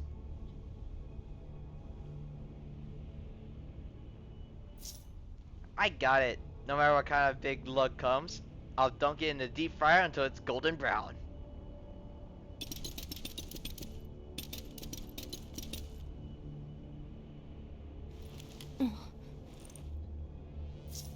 Warning, enemy approaching.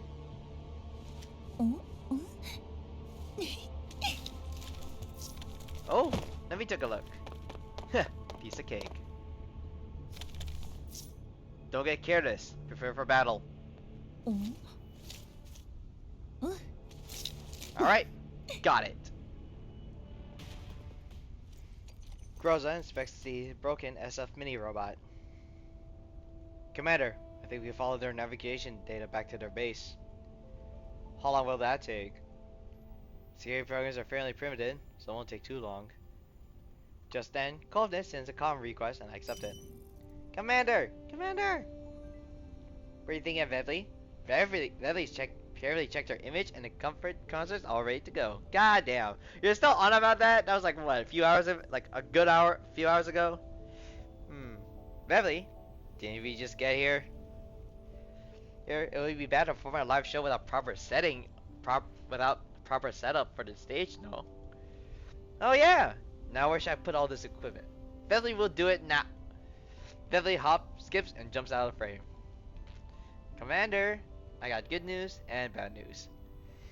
From the joyless cast of our mouth, I suddenly realized that it was all is not well. Go on. Very well. So that hurt lady just woke up? Well, that's good to hear. You don't seem too happy about it though. Bad news, she seems to have lost her memory. Covenant points at the camera of the woman who's lying down. Miss, what should we call you? Who am I? Who are you? Do you remember how you got here? What do you plan to do next? Do you need our help? I'm sorry, my head hurts. I don't remember anything. She looks at lost and confused. Covenant looks back and sighs. As you can see, Commander, that's how she is. What should I do about her now? Scavenger pokes his head in front of the edge of the frame. Wow! Oh, we can see Chief Qiuhua through this. Qiuhua! And that other chief. How you doing? We heard it all just now. Looks like the lady's going to have to stay with us for a while to recover. Don't worry though. We'll make sure she gets the best care. All visitors are friends after all. Oh, I'll leave it to you then. Don't worry, Commander. Just let her heal. We'll decide what to do next when she recovers her memory. Covenant, keep an eye on her health. The rest can wait until we get back. Will do, Commander. Covenant ends transmission just as Groza finished her analysis. Commander, found their destination. If I'm not wrong, these mirror robots are in origin and destination over here. Yes, we'll head over now. It's pretty deep into the ruins. You've never been there before. What's there to be afraid of? Things will be fine since we got the commander backing us up. Let's go, let's go. Damn. Someone's excited. Okay, before we continue, I do want to check if there's like a cutscene for that event, because if there is, that's an issue.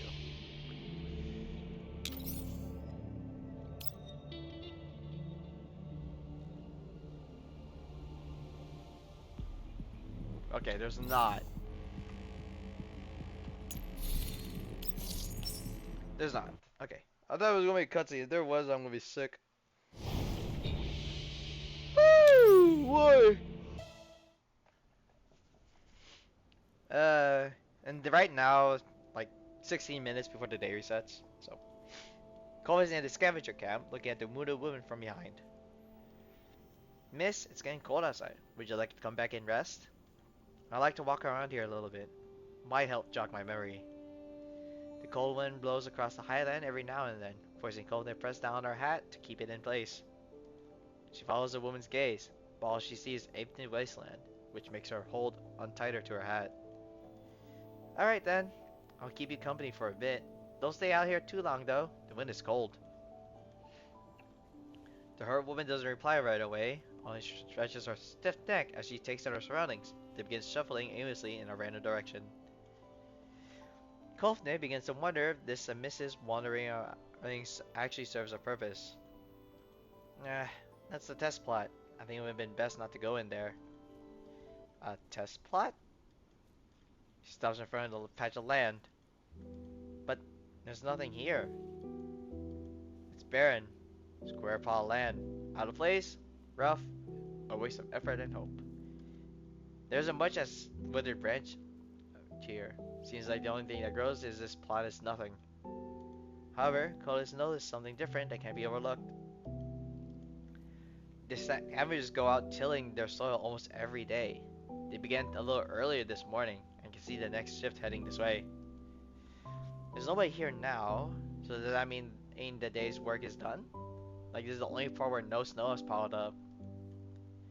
The scavenger seems to believe that the snow and its collapse particles will contaminate the soil, so they push that outside the plot. Covenant looks down at the freshly turned soil, somewhat curious about it. Did they plant seeds here? Or were they only sow after winter has passed? Supposedly, seeds that the scavengers use would take taken from their emergency rations. I would wonder if they'll still live. But even if the seeds were fine, there were many cases where plants were successfully grown to the yellow zone. It looks like they got into a lot of effort for this. I wonder if they'll succeed. Not all efforts are rewarded. That sort of thing is commonplace. Kolfne freezes and looks at the woman. However, she just so happens to have turned aside, exposing a motionless side profile to her. Kolfne reflexively follows the woman's gaze to the heart of the settlement. And all lit up and fancy, right? It's nothing like the desolation here. That's the heart of the settlement. They got trade fairs, residential blocks, warehouses, and so on. You should call it a stable, fully developed town. Does that jog your memory? Nobody among the scavengers recognizes you, so I'm guessing that you might be from the settlement or an outsider who came for the festive for the trade fair. That woman merely shakes her head, a blank look on her face. I see. Oh well, there's no rush. Maybe it'll just pop back into place after a few days of rest and relaxation. Just then, someone heads over from the ruins. Hey, Miss Amnesia? Miss Doll? Well, isn't this a coincidence? Did you guys come out for a breath of fresh air? Several of the scavengers call out to them. A few minutes later, they're in front of Kovne and the woman. Miss Doll! Miss Amnesia! Remember anything? I think she might need a little more time. Scavengers murmur their agreement. Then one pats the injured woman on the shoulder. Seemed to throw her off balance, and Kovne moves to support her. It's surprising just how much strength a gaunt little body like that can possess. In contrast, the amnesiac woman seems a little more well-fed. Kovne sighs internally. Yeah, it's okay, miss. Just focus on getting better. Once you're strong enough, we'll take you around to take you around to look up the guards. And that said, those dogs at the management have their noses in the air. They don't give a crap about us. Still, you'll probably have to explain your circumstances to them on your own. Thank you. Nah, that's nothing. If you really can't find your people, you can just hang with us. Plowing the land and searching for parts is still enough to make a living. Who knows? Maybe you'll remember someday as long as you don't have to starve. Maybe we'll grow a pumpkin that's taller than a man too. You guys are really have a positive outlook. You're right. Things might not look good as right now, but hang in there. Things will get better, probably. Yup. Made it through this year after all. Oh, I heard Garen came back. Although we probably won't be allocated one of the good stuff, we could probably beg or borrow some of it, right? Plus, the trade fair is almost here, so spring's coming. We'll be able to collect our annual supplies. Who knows? We might be able to grow something by next year. That's a ruin, right? Truth is, most of us has followed Europe because our families were gone. The idea of finding people from our hometown and living with them is way better than dying alone out there. days are this cold, you go far or any of keeping warm, even just huddling up with others. The woman is a bit at a loss of words how to respond and merely grunts. Alright, that's enough chatting for now. Our long walk is almost over. Miss, you ought to head back and get some rest. Covenant bids the scavengers goodbye and helps the woman back to her sick bed. However, the woman turns and heads elsewhere as they approach the medical tent. Miss, our tent is this way. The wind isn't strong here. I have to spend a bit more time outside. The woman slowly walks between the tents. The red ribbons serve as a festive decoration fluttering in the wind. When they block her vision, she reaches out to sweep them aside. Ah, wait for me! Even though several layers of tent fabric, the scavenger's voice carries clearly through the air. This tastes awful. Are we supposed to celebrate the festival by eating this? What do you think? You know as well as I do this year turned out. You might not even get potatoes if you're outside. Just eat it, man. Or what if we try turning it into mashed potatoes? Maybe a little bit of the dirt to bulk it up. Or maybe add some potatoes to the dirt for flavor. Nah, come on. You can't just eat dirt, right? Leaving aside whether or not it's actually edible. We gotta save clean dirt for farming crops. How about adding some water? Would water work? You mean clean water? Didn't Yura said to save some water for the snowing season in spring? If you think it's too dry, you can always try some of the melt water outside. Now with added collapse particles. Yeah, right. As soon as you eat that crap. Ah. Maybe we should tell Yura that we will be celebrating this time around. I mean, we don't even know what next year is going to be, so we should save some rations. Hell no! If the year went poorly, can't be helped. We all worked hard this past year, to the bone even.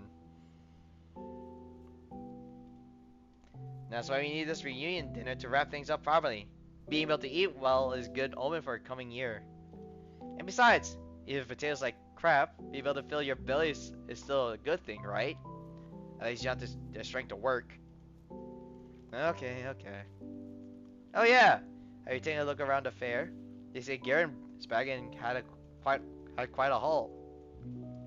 That's just about everything in there. Lots of underground brokers came as well, with canned food, fish, meat, and so on. Wish I could try some of that while I'm still alive. Don't. Okay, I can't say that. Don't be dumb, yeah. If you break the law, they'll jar you out, and you'll really starve to death. Eh, I'll just place my faith in these potatoes. Say you think we can make it taste like fish? The woman's strength fails her. She stumbles and collapses on one of the tent poles. Yeah! Who knocked my tent? Oh, Scavenger draws the flap outside. Miss Amnesia? Hey, you okay? We were just making potato salad. No wait, we nixed the dirt. Want to try some? Sorry for bumping into your tent. Nah, don't worry about it, miss. Have some. It's better than going hungry, right? Not much in the way of fancy cuisine here, but we can still fill our bellies. We'll be able to get some supplies once the festive trade fair begins. Yeah, we saw the fair. We've been looking forward to it half a year now. Management never failed to deliver that on that side. Maybe we'll get something other than potatoes this year. Why not come in, miss? No, it's alright. I was just passing by. I'm not hungry. She waves to them, forcing a smile to her face. Her smile soon fades, replaced by confusion and mixed feelings. You're always looking for ways to survive, girl, so it's okay. Damn.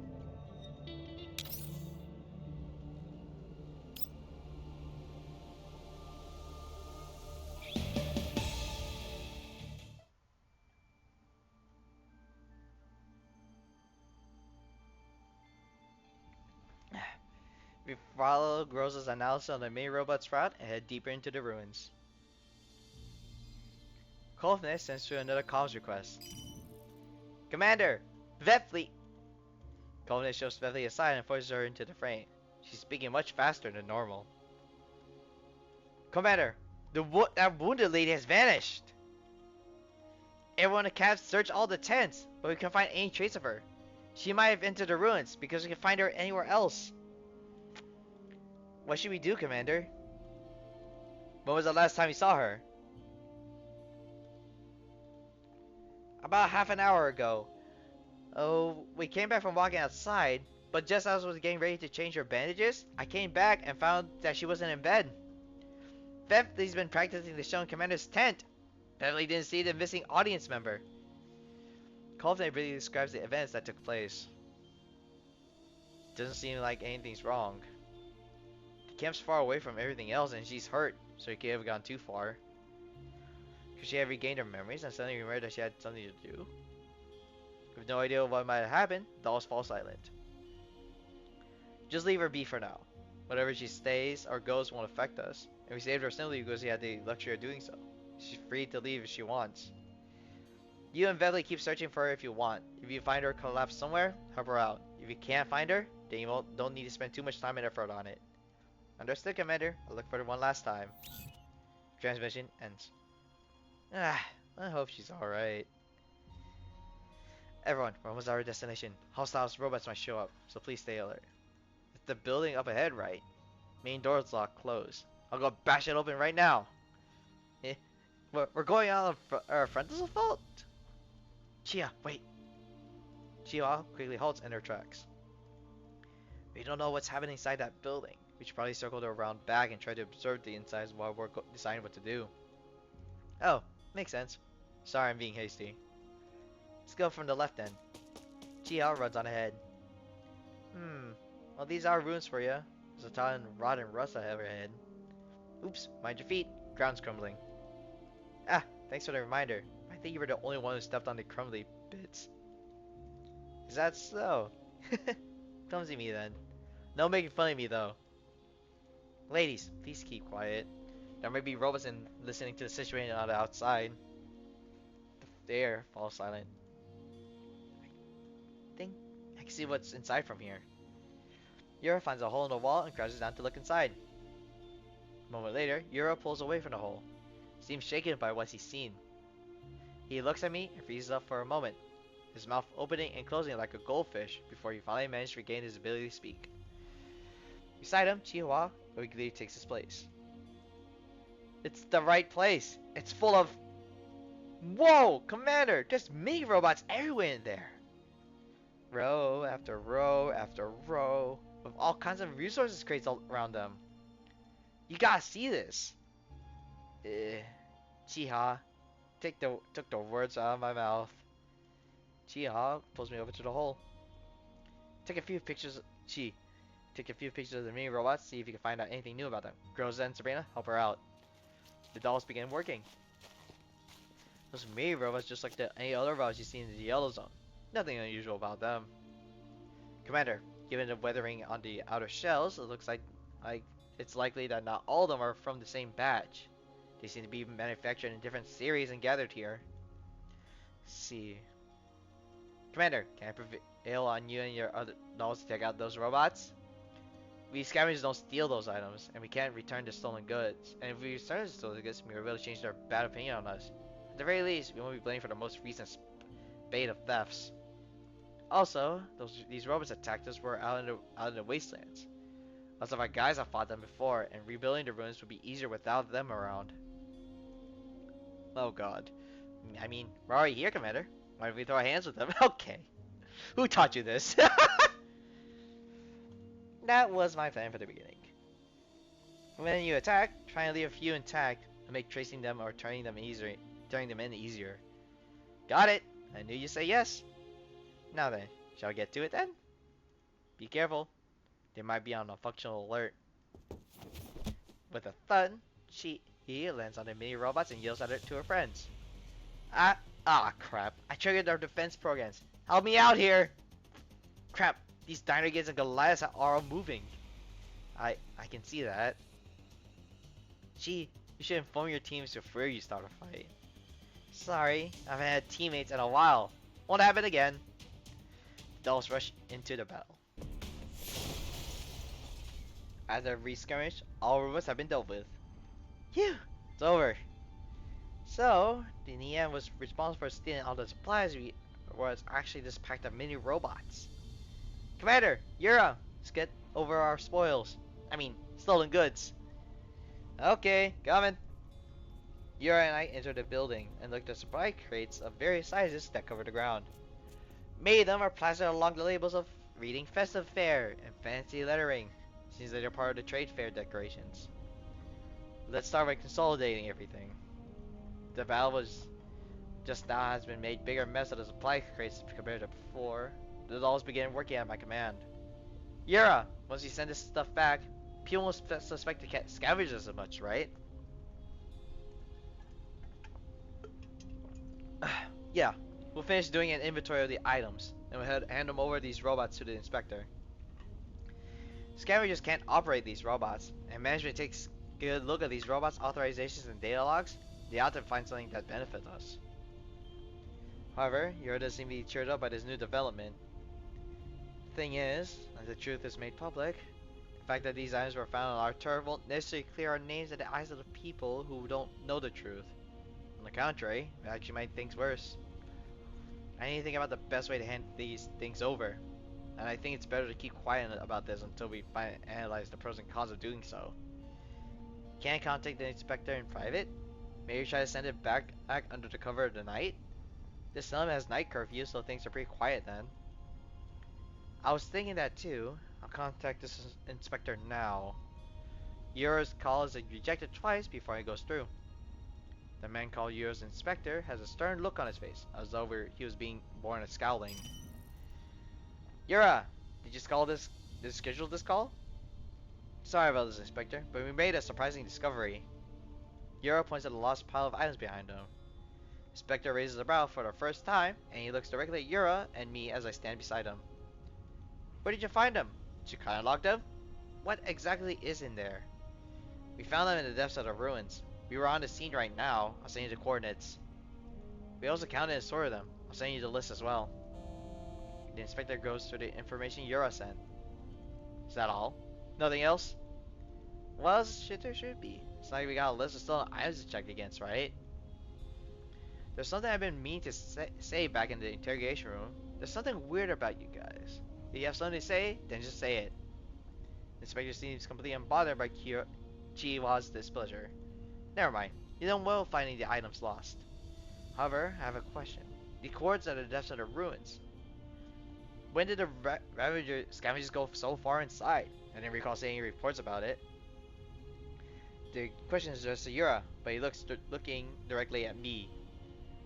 We've never been here before. There are many roads everywhere, and they act in self-defense whenever anyone gets close. It's not like we can handle them with the weapons we have. It's all thanks to Qiuhua and the commander. Yura steps away from the center of the frame so Qiuhua and I are fully visible. Chi merely shakes her fist and grits her teeth.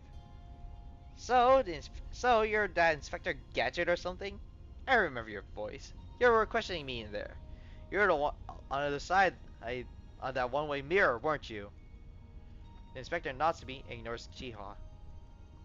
Perhaps I'm imagining things, but he seems too focused on sizing me up. Inspector, I called you on the hopes of arranging a way to secretly transport these items. After all, they were found in the ruins. It's not often that scavengers get to contribute to the community, so we would rather not have it cause suspicion and dissent instead. That is understandable. I'll have my assistant arrange details with you. And with that, Inspector ends the call. Huh. I just got an invitation to a meeting from his adjutant. Looks like I have to work to do today. That's good, right? No matter how you slice it, since the scavengers are bringing the lost items in, they can't just say turn you around, make the villains of the story, right? Who knows? It's not like Garrett and his court, or everyone loves them. Still, since we can't change everyone's view of us overnight, all we can do is best as we can within our abilities. The inspector seemed to be a better move after seeing those items. He probably won't hassle the scavengers for a while now. Gee, everyone, thank you very much. Did his face change? It did, right? Usually he frowns even more than that. Chief Yura seems to have thought of something and he hugs himself while shuddering. Never mind, this is in the past, no point thinking about it. Commander, Yura, will we be going back to the camp to resupply? If we're only going to move the stolen goods after the sun goes down, we might have to wait for a while. I want to watch over the goods myself. After all, we went to a lot of effort to find it. Can't let this roast chicken fly the coop. Commander, could you lead the dolls back and give them a rest? I'll log the route we took here. I'll have my stronger friends come by later, prepared to move tonight. Will it be okay? I think you mentioned that this way was your first time coming this deep. Well, you cleared the route and we're coming in force. So I think we can handle it. Nosing our hesitation, Qiuhua lightheartedly assures us. We'll be fine. My boys and I have been exploring these ruins for almost a year now. They've grown a lot through their experiences. If there's anything we can beat, we'll run. Fair enough. We'll finish back then. Alright, Commander. We used to be staying here for the fair. Once it starts, we'll probably be able to collect some supplies. When that time comes, feel free to come by our camp and we'll celebrate. While our points are kind of dismal, we should have enough for a decent dinner with our saviors, I think. Ooh, speaking of meals, I actually found something interesting just now, but I don't have time to explain it in detail. Once we're done here, I'll tell you about it at camp. If it goes well, we'll be able to eat more lavishly next year, even if it isn't this year. That would be great. The way back is long, and we still have Qiuhua waving to us in the distance. Commander, I actually received a text message just now. It looks weird, some kind of correct. Hank, however, timing's impeccable. It might actually be legit. Qiuhua holds a communicator right in front of me. The sender is unknown. To the Commander of the Elmo, I have an urgent commission for you that pays you well. The price is negotiable. I would like to tell you about it in person. Farm Inspector. There are a bunch of coordinates behind it, which just happen to be inside the Darksteel farm. When you receive this info, right after Qiuhua spoke to the inspector, Groza, can you pinpoint the location of the supply coordinates? While it's within the farm, some distance from the other locations we passed through previously. Now comparing the map data from the fair and settlement, found it. It's in the farm's administration center. Huh? Can it be you really found the inspector? Are you interested in the message contents? You did say pay well. I gave Groza a meaningful look, urging her to think of the Elmo's bills. And Groza indicates she understands. Commander, I believe we should learn more about the nature of this commission. It's decided then. Once we rearm the rest, we'll head over. Do we need to make an appointment or something? Qiuhua got grilled just now because he didn't make any arrangements. Come to think of it, how do we even make an appointment? Do we have permission to do that? Message didn't mention anything particular timing. It said urgent, so maybe we can skip the appointment. Is that what it means? Ah, no point thinking about it now. We'll know once you get there. 作戦終了。帰ろっか。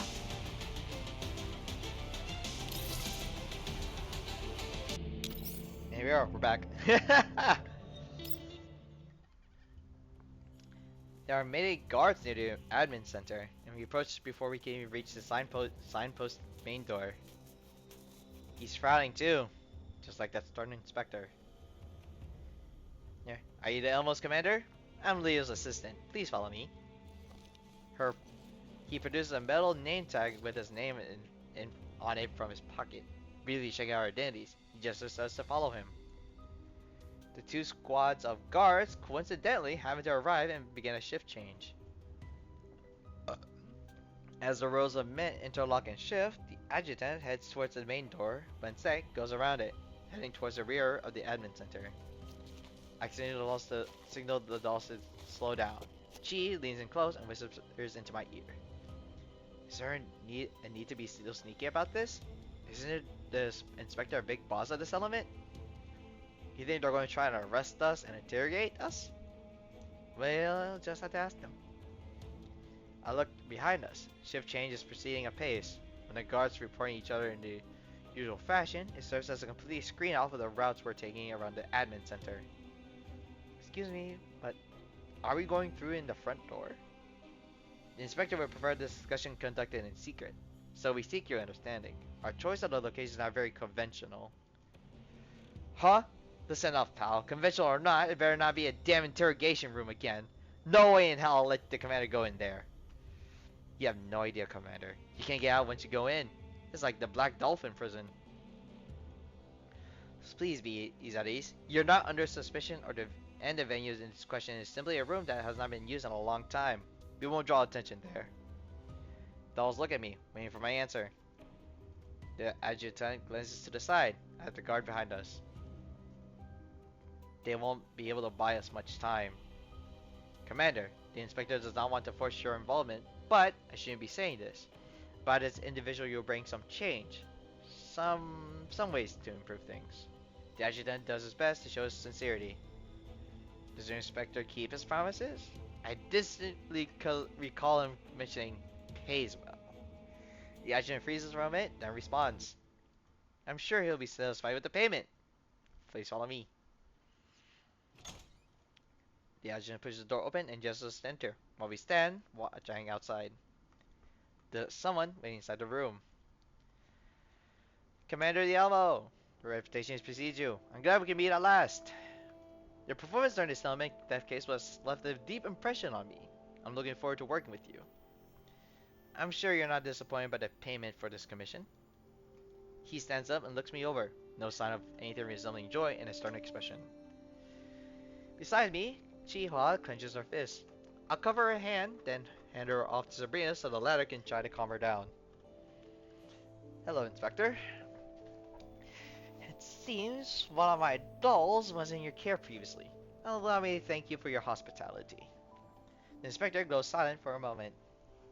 We regret mistaking your doll for a thief, and all suspicion on her has been cleared. If our interrogators gave any offense, I would like to apologize on their behalf. Qiuhua, they apologized already. Don't be mad, okay? I'm not mad. I was framed! I've been running around the yellow zone for years. This is the first time anyone's treated me like a thief. Also, the inspector seems to have a commission for the commander. It's gonna make things difficult for him if you stay mad at the inspector, don't you think? Sabrina patiently quells Qi's wrath, which allows her to calm down a bit. That kind of makes sense too. She glares at the inspector one last time and takes a deep breath. Fine then, for the sake of commander and payment, I hope we'll get along. Sabrina breathes a sigh of relief as she mutters to herself. Good thing it was Qi. At least she's easy to persuade. Jesus! She's always been the accepting and optimistic type. I mutter my own reply to Sabrina. Maybe that's why she made friends everywhere she goes. I just want the misunderstanding to be cleared up so it doesn't impede our joint operation going forward. Have a seat. The inspector pulls a chair and we will sit down. Before we begin, there's one thing I'd like to verify, for safety's sake. I understand your capabilities to a certain extent. Since I entrust you with this matter, I will also be placing great trust in you. To facilitate future endeavors, I would like to be sharing some info with you that you should not leave this room. Can I ask you to keep this a secret from me? Whether or not we end up working together? Don't worry, we at the Elbow know how things work around here. I'll get to it then. The farm lost more than just those items you found. We also lost collapsed pieces, enough to feed hundreds of people for 6 months. Once he finishes, the room is silent, and you can hear a pin drop. Wait, how many? Holy crap! This is one hell of a job! If you're talking about enough to feed 100 people half a year, you need half a dozen dump trucks to carry them all, right? We were planning to use those collapsed pieces to purchase those basic living supplies that we would distribute to the residents on the first day of the festival on the fair. We have chosen to delay the opening ceremony, but it's not a permanent solution. Ah! I double clicked! Let me put it this way. Even if we distributed all the remaining supplies in our warehouse, we might be able to take support the settlement for over half a year. In addition, we cannot keep delaying the opening ceremony forever. I want to hire you to find the lost collapsed pieces ASAP. For the payment, the inspector sounds tired and dejected, as though all this has drained him out of his emotions. He sends me a contract, which contains a respectable figure. Considering the sheer quantity of class pieces that went missing, don't you think calling it a simple case of lost and found is kind of insulting to the residents' intelligence? Of course, it would be strange to say they vanished all at once, but that is why I'm handling the secret investigation to you. The collapse pieces are normally stored in the most heavily guarded part of the warehouse, and many people can repeatedly access that area. So, you suspect someone inside the settlement was involved. If a full transport chain was involved, maybe it was a group effort. Right now, I have no idea who I can trust, so I might as well draw an outside force to help. Thanks to this doll, I had a perfect excuse to publicly mobilize our resources to investigate the Elmo. At the very least, I am now certain that you're an uninvolved third party, at least for the moment. Everything is clear to me now for the most part, but I have one question. Point to the payment. If the amount of class pieces we found does not match the initial estimate, then even if we do this task for you, there's no guarantee that Farm's Management Committee will be able to pay the full amount, or even at all. Am I correct to assume this? The inspector is silent much longer than before. Finally, he nods. To be frank, the sum promised here is the max amount I can muster up, even if everything goes according to plan. The recovered class pieces are needed for the celebratory distributions. Only after those are given out can the remainder be used for the payment. If you accept payments in installments, then as long as the farm survives, we'll pay out the promised amount in 3 years. I'm somewhat surprised by this. Isn't 3 years a little long for this? From what we saw in the daytime, the festive trade fair has goods on display. Surely the farm's finances aren't that bad, are they? Part of the merchandise on display at the fair is brought by the brokers themselves. The rest of it is collected by the expedition. Also, our trade with the brokers depends on what the expedition team brings. Right now, the nearby rooms are essentially having cleared out, so the expedition team can only go further afield. We need to make into account the impact of such factors on our work efficiently. See, you've been forthcoming with us allow me to consider you an offer. I studied numbers on the contract, then the Elmo's financial situation and how we have very few options left. Our expenses have been increased as the number of dollars has gone up. Even 50% of the offered price would allow us to cover Elmo's operating costs. Very well, I accept. I reach out and shake the inspector's hand, then quickly finish signing the contract. And now, we can finally get down to business. Do you have any suspects in mind? Yes, the lead suspect is our accountant, and warehouse manager. Her name's Delilah. We found some irregularities during our previous routine investigation. She had gone missing by then. Management went through all surveillance footage, but didn't find any trace of her. And didn't know accounting was so dangerous. When did she vanish? That was 3 days ago. This is a personal file, including your picture. The inspector brings up the suspect's photo. SABRINA exclaims in surprise, even has a stunned look on her face. Commander, that's the lady we found. You seen her? When? Where is she now? If she's the one you're looking for, things might be a little tricky. It's true when we saw her, but she ran off. According to the transmission from Kolfne, she had already left the scavengers camp before we find the missing trade goods. Greza quickly explains the situation. Have you been checking your camera's footage over the past couple of days? No. The fair is about to begin and our guys have been stretched thin. Also, we performed a comprehensive search before and concluded that she already left the farm's territory. Actually, some people subscribe to the theory that most dangerous place is the safest place. We might still have a chance. Since they already turned up the scavengers camp and we know the time frame when she left, we can try looking through the logs that cameras nearest to the camp. That might narrow it down. Then let's go to the archives. Sometime later. I see. It all makes sense now. After she left the camp, she entered a civilian home and led the trolley and supply crates, heading for the fair. She disguised as one of the traders.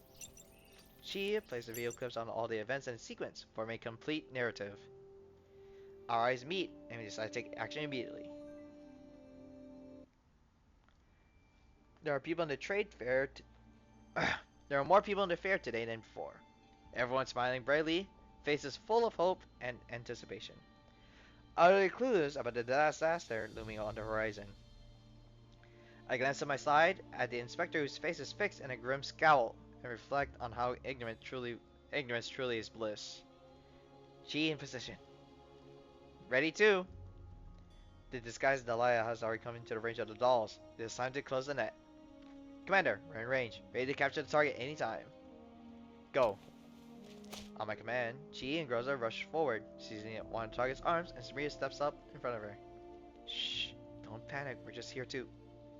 Daylight quickly looks between the dolls and me, but her eyes light up the moment she sees the inspector, like a limp marionette suddenly imbued with a spark of life.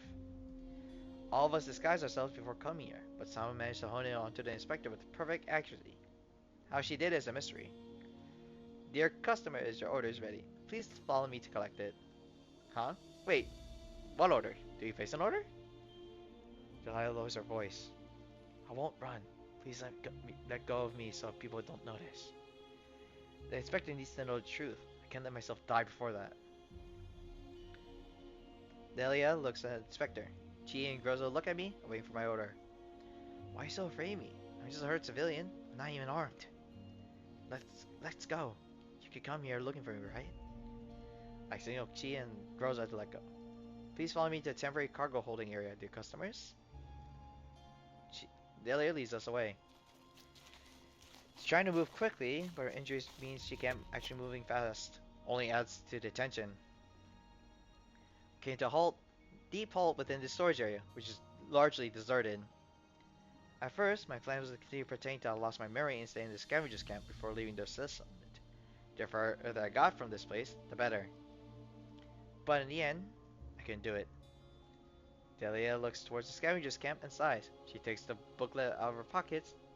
There are dark red stains on it. This is the real accounting ledger for the warehouse.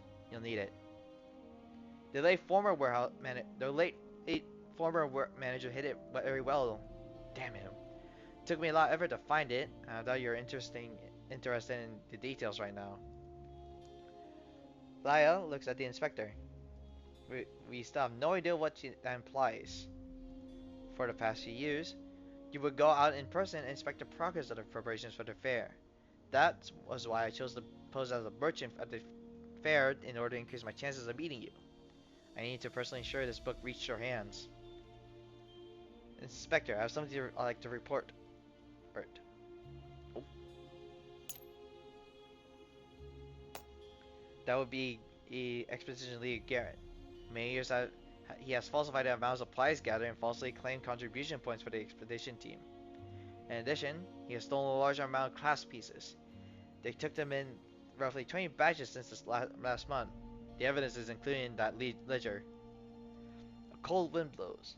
For a while, everyone is silent. Is it a tradition of this settlement to drop bombshell news with completely straight faces?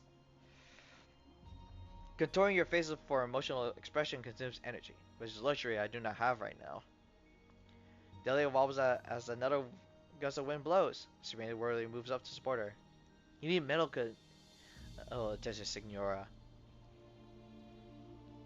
Delia waves her head off, her eyes still fixed on the inspector. The previous manager was on it, but it seems that he had a disagreement with Garen on the matter of the class pieces, so he had lost his life. The moment I took over, I noticed something wrong with the accounts and was nearly silenced as a result. My would-be killer style was dead and threw me into the disused storm drain. If these dolls haven't been there, no one would have found my corpse. Who do you think sent those killers? And what bits do you think they used? The inspector does not reply. Grows instability quietly looks away. It's still embarrassing to call out an illegal immigration right in front of the region's supreme authority. I fled here because of disaster. I know just how bad life was Zone could be. Took a long time, a lot of hard work for a settlement to get to how it is today. It's thanks to everyone's effort that's still going. I decided, I'm done fleeing. It's too tiring for me. Can you take this, Inspector? Right now, the only person who can stand up to Leader Garen, the only one we can count on, is you. It is at this point the Inspector breaks the silence. You ought to know, that just this one piece of evidence isn't enough. The former warehouse manager body has already been disposed of. The particular dead man will not be telling any tales. We have a duty to the residents. Everyone has worked hard all year, and handed their excess wealth and resources to the management to handle. Hardly anyone has any reserves. Now that the celebration's at hand, we both know that people are going to start panicking if the supplies aren't handed out. It'll be soon erupt into unrest and chaos like outside. It is more than a simple case of theft, so I urge you to treat this matter with the utmost seriousness. I understand the gravity of what you have said and will thoroughly investigate this matter. Until then, guards will arrange for you to be housed in a safe location and receive round-the-clock protection. In jail? I consider that option. The inspector ignores Qiuhua groans and looks at Delia in the eye. The farm doesn't have any dedicated witness protection areas, so in lieu of that, a prison cell would be more secure than location, as it is staffed by reliable personnel and is laid out and already well known. Currently is the best option for protecting a sensitive witness. I will do my best to furnish you with a comfortable environment and meal carrying your cell. You will only detain for a short period of time in order to ensure your safety. You don't have to explain it any further. I trust you to do the right thing. Inspector, I already celebrated many celebrations here, and management? You have never once missed a single one, which is why everyone has come to trust you. Delia thinks and fixes the inspector with a stern look. I believe you understanding the significance of the celebration in everyone else's eyes. It's more than a day to collect living supplies. It's a symbol of hope and future. It shows that the path of unity and cooperation and the coexistence that we choose to cling is to the meaningful one. So please, make the celebration be a happy one. I'll do my utmost.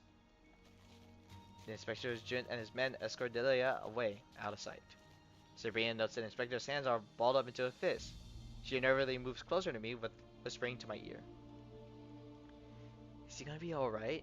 Seems a little, Isn't it a good thing we can have an idea where to find the missing collapse pieces? I remember the vendors talking about the inspector and leader's shared past. They were battle buddies once. It's good for the case, but for him as a person, well, human emotions are a complex thing. We were returned to the admin center with the inspector. Gloomy mood filled the air.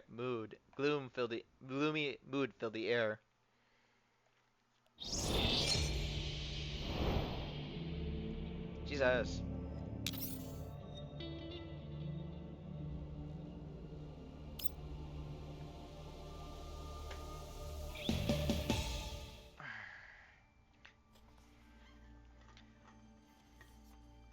Inspector looks down at Delia's notes as he flips through.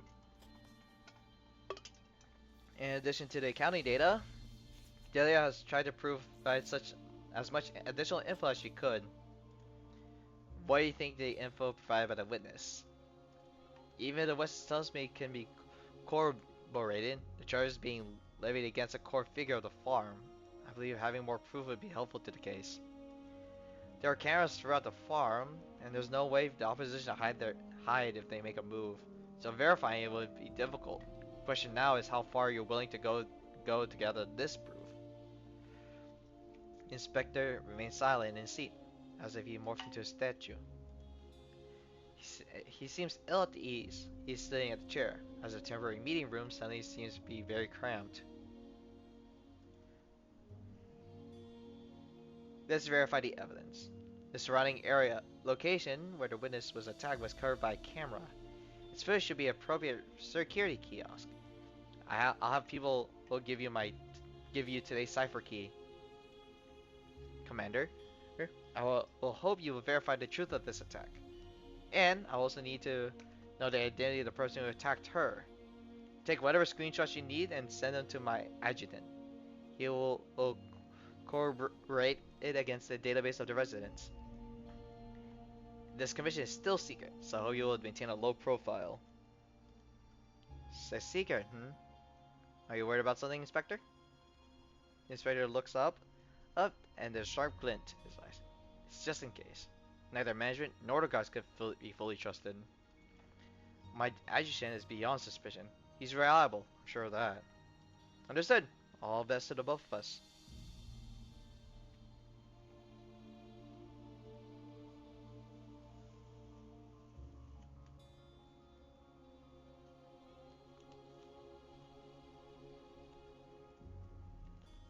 I lead it all to the security kiosk in question.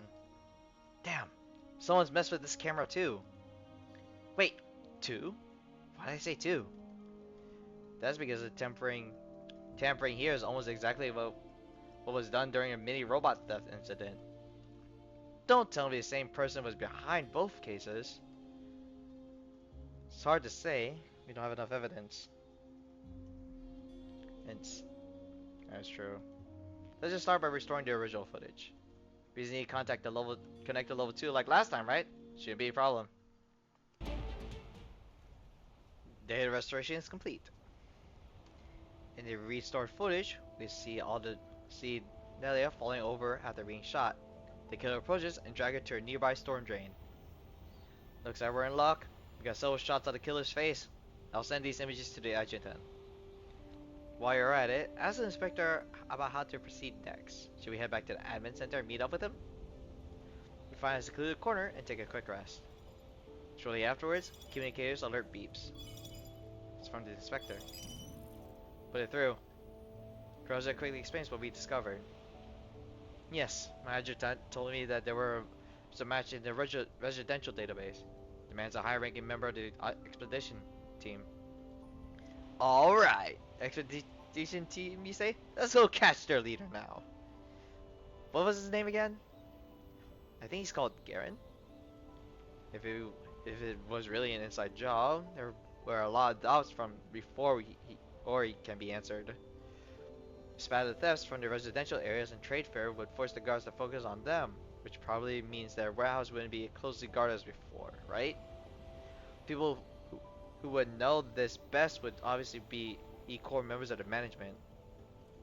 Yeah, that's right. And there's some story about the Yang causing trouble. The one coming from the member of the expedition team too, right? Someone's uncle's nephew's father's roommate or something? How did you come from that? All this makes the expedition team more suspicious, but it doesn't directly implicate Garen. Hey, you still holding on to a past friendship or something? Everyone's collapse pieces are missing here. Aren't they all gonna starve if you don't drag your feet? Chi, I'm sure the inspector knows this. You just need some time. I stopped Chi from pressing further. He has done a lot for the settlement. The people trust him as much as they do me. I need to proceed carefully about when it comes to him. But the fair's opening ceremony is coming, and Yari delayed it once. Yes, the traders with our suppliers arrived at the farm last week. Eek. If we leave them in B and fail to close the trade with them, they'll cancel it and leave. Brokers are not in the habit of hanging around and wasting time.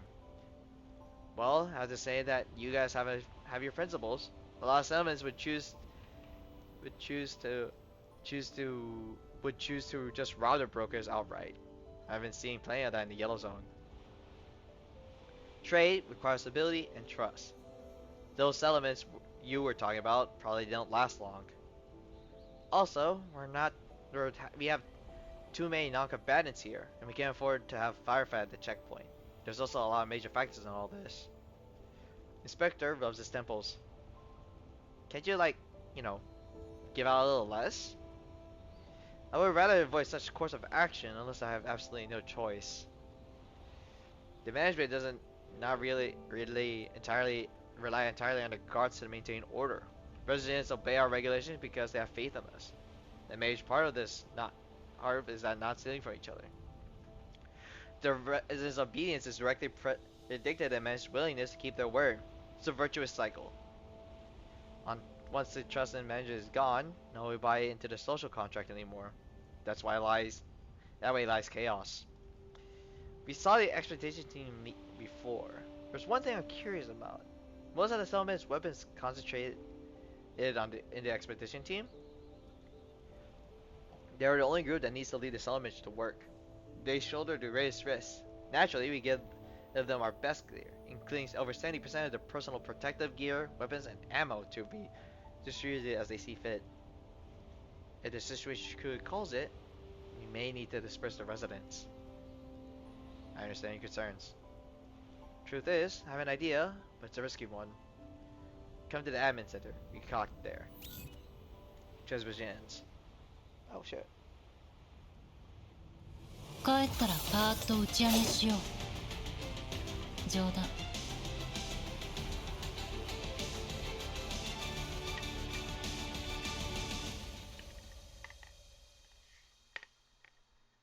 So I'm just looking at my water bottle.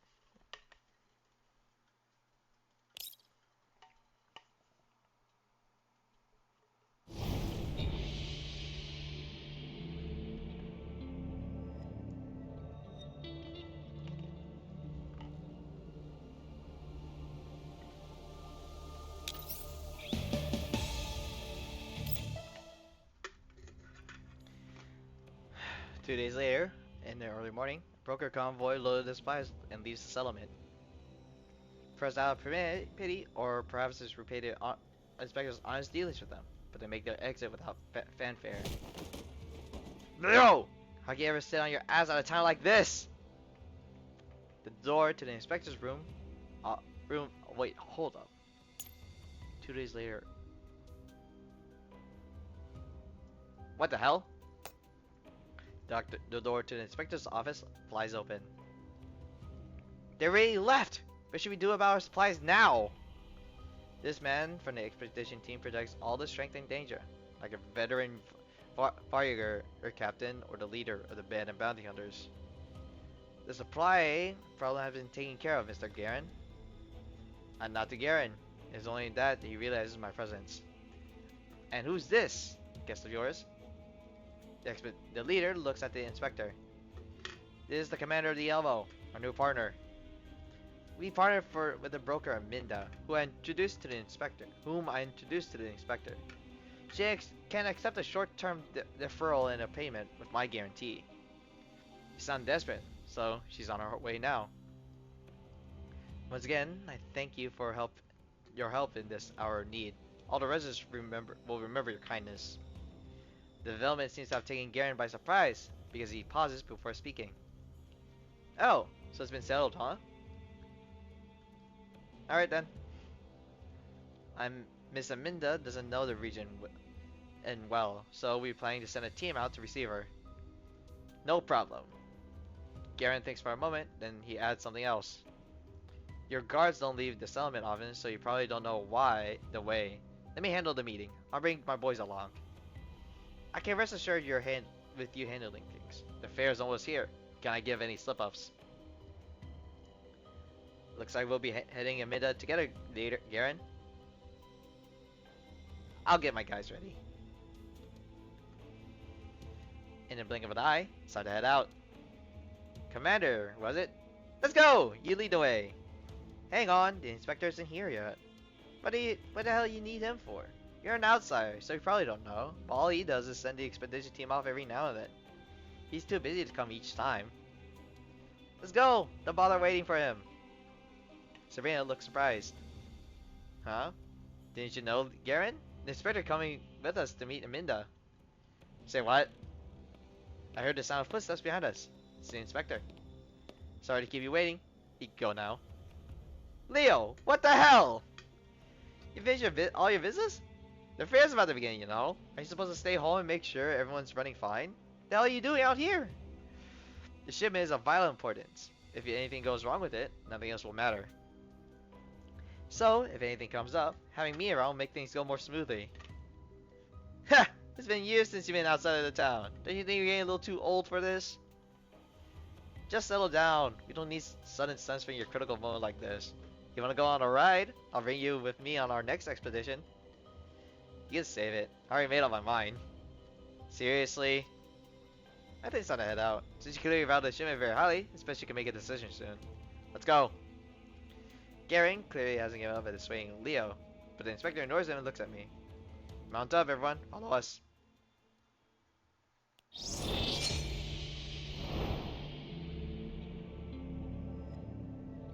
Wait, that was it? Hold up. Wow, that was fast.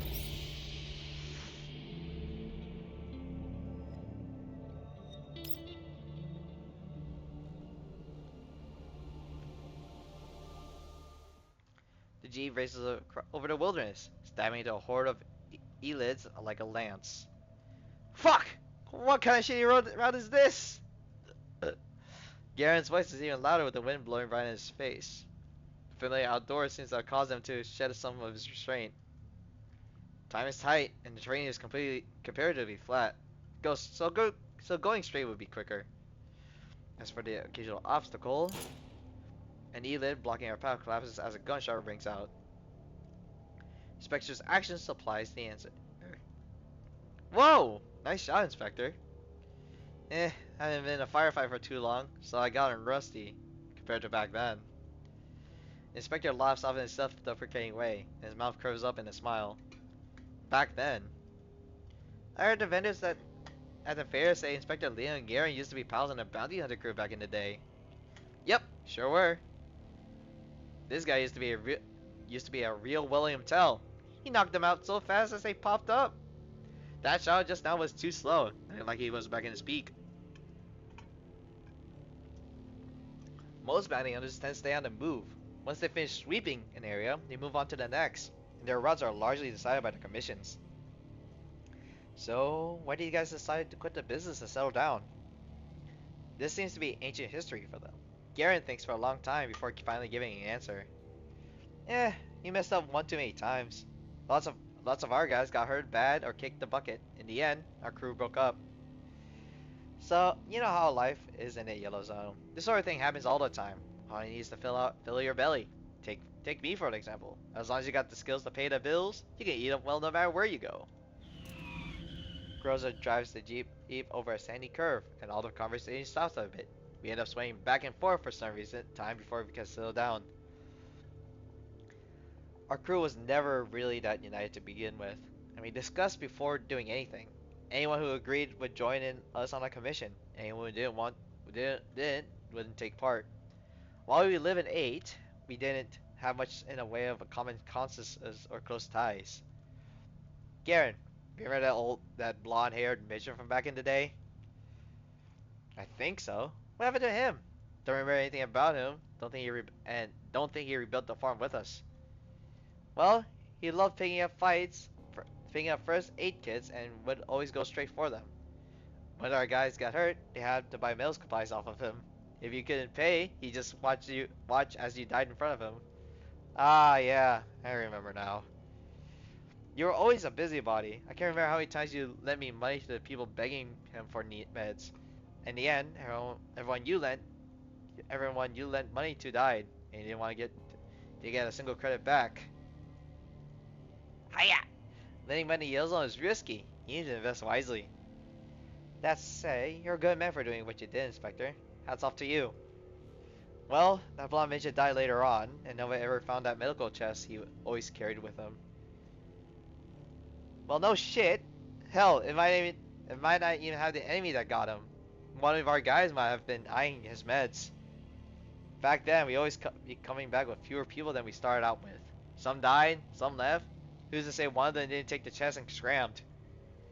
Back then, people only cared about what they needed at that moment.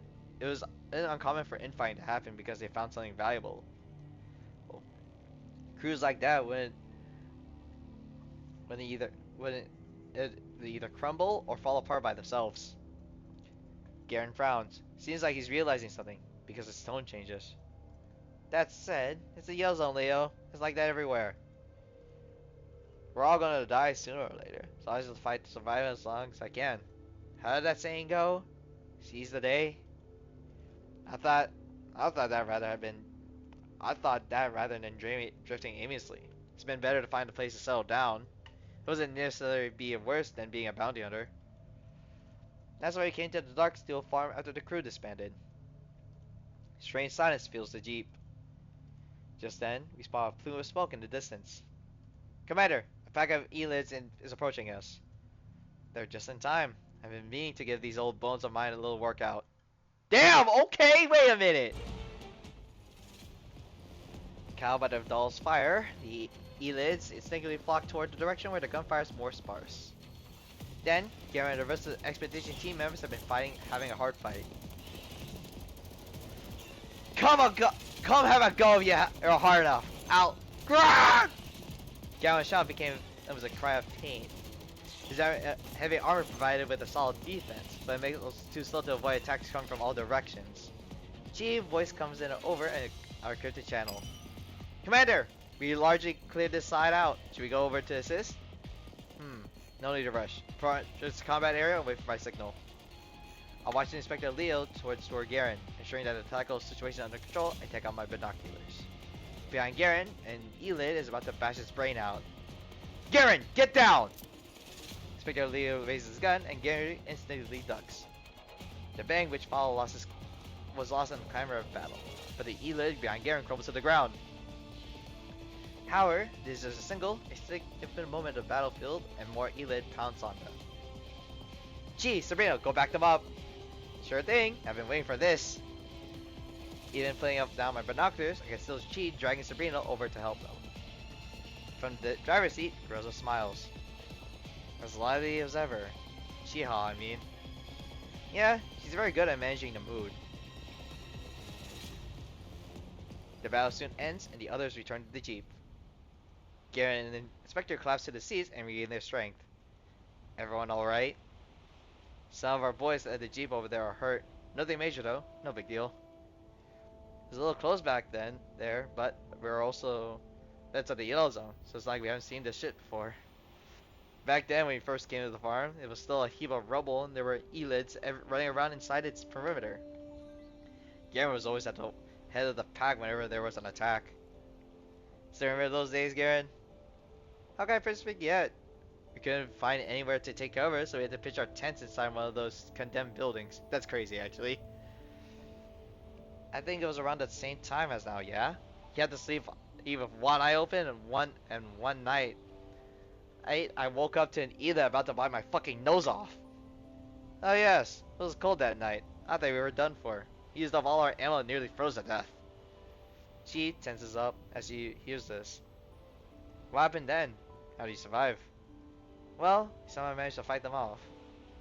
While we were picking up the pieces, we suddenly heard a broadcast on our radio.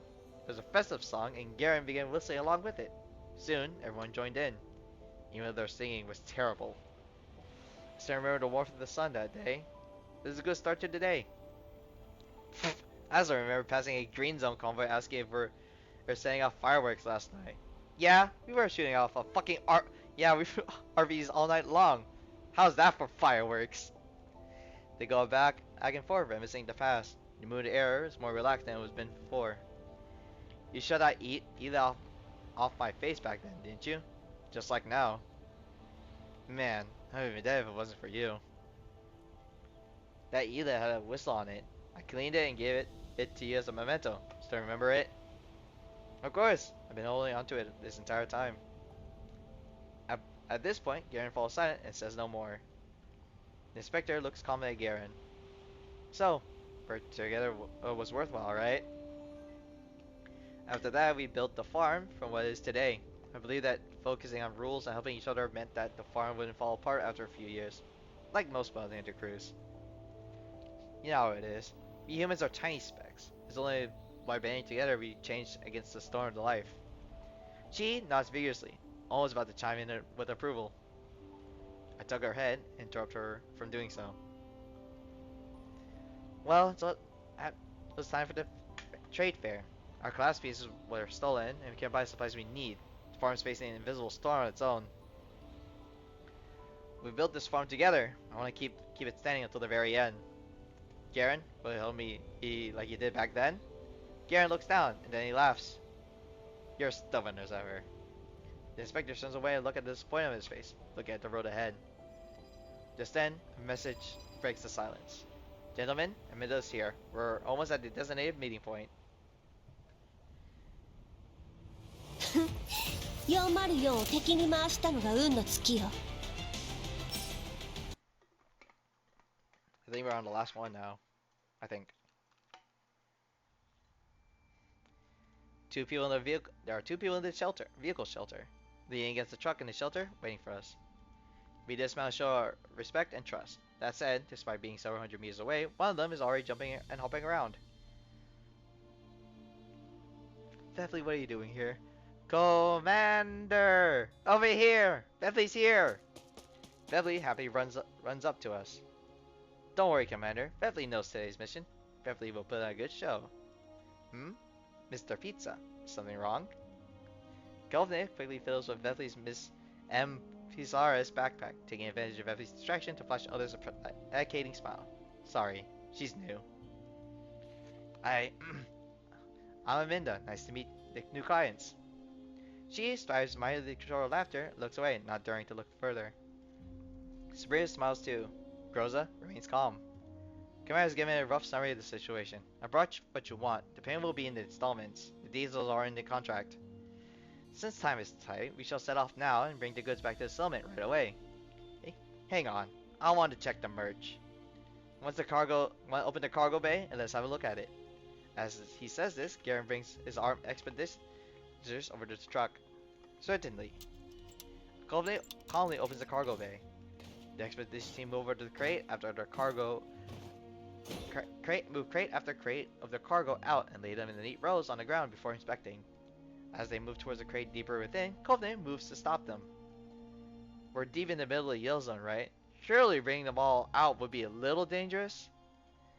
If you went to Jaegers, well, maybe Humble Enterprise wouldn't be able to take the losses if you couldn't move them all back in time. Garen, we're getting the goods first and paying them later. We can inventory the cargo when we get back. No need to worry about them pulling tricks. Yep, that's right. Anything could happen out here, so it's best get it back to safety first. Garen, just check a few of them. We should prepare to head back soon. The expeditioners did not stop opening crates and ignored the inspector's words. My pulse quickens. The resource crates are placeholders borrowed from the Elmo. Not all of them are filled with supplies, and there's no telling when they'll open one that's filled with sand. Fine. Stop and load it all back up. Let's go. We'll lead the way. The inspector turns away. A weapon changer with an auto click from behind him. More plumes of dust rise up in the distance as Jeep drives over, easily cutting us off from the truck. These vehicles are the emblems of the expedition team on them, but they weren't in the convoy just now. Garen, what is the meaning of this? This is what shows in the end, Garen. Armed men jump down from the jeeps and approach us. Their guns are aimed to the inspector and me. The dolls immediately form a screen in front of us. Broker, this is farm business. Stay out of it. You'll get the money when promised, and extra 10% as a gratuity. Sure, we'll be good. Golden smiles and backs up with her hand behind her back, but since she's waiting for my command. I give her an almost imperceptible nod by the way of response. And you, Commander, what was it, the Elmo? The Emo? If you butt out now, we'll pay you off too. Unfortunately, our line of work already had things called principles, you see. Plus, I have my reputation to think about, so unfortunately, I can't do that. And I mock bow in apology. I stand my ground. Garen snorts, and far more expedition members now than before. Clearly, this has been a huge boost in confidence. Now leaving, Digger is asking to die. Before that, can I ask you why you're doing this? On account of the fact that we used to be friends. Shit, you don't know? I can figure out you were a freebie before now die. I took the collapse pieces. I wanted to screw you a little festive fair over. I wanted those losers you took pity on to kick you out. Along with all those useless bums you hired. You just run their farm into the ground with those losers dragging you down. We in the expedition team do the most and risk the most. I should have been an inspector in the first place. Garen gets more worked up as he speaks, as though he's pouring out years of frustration at once.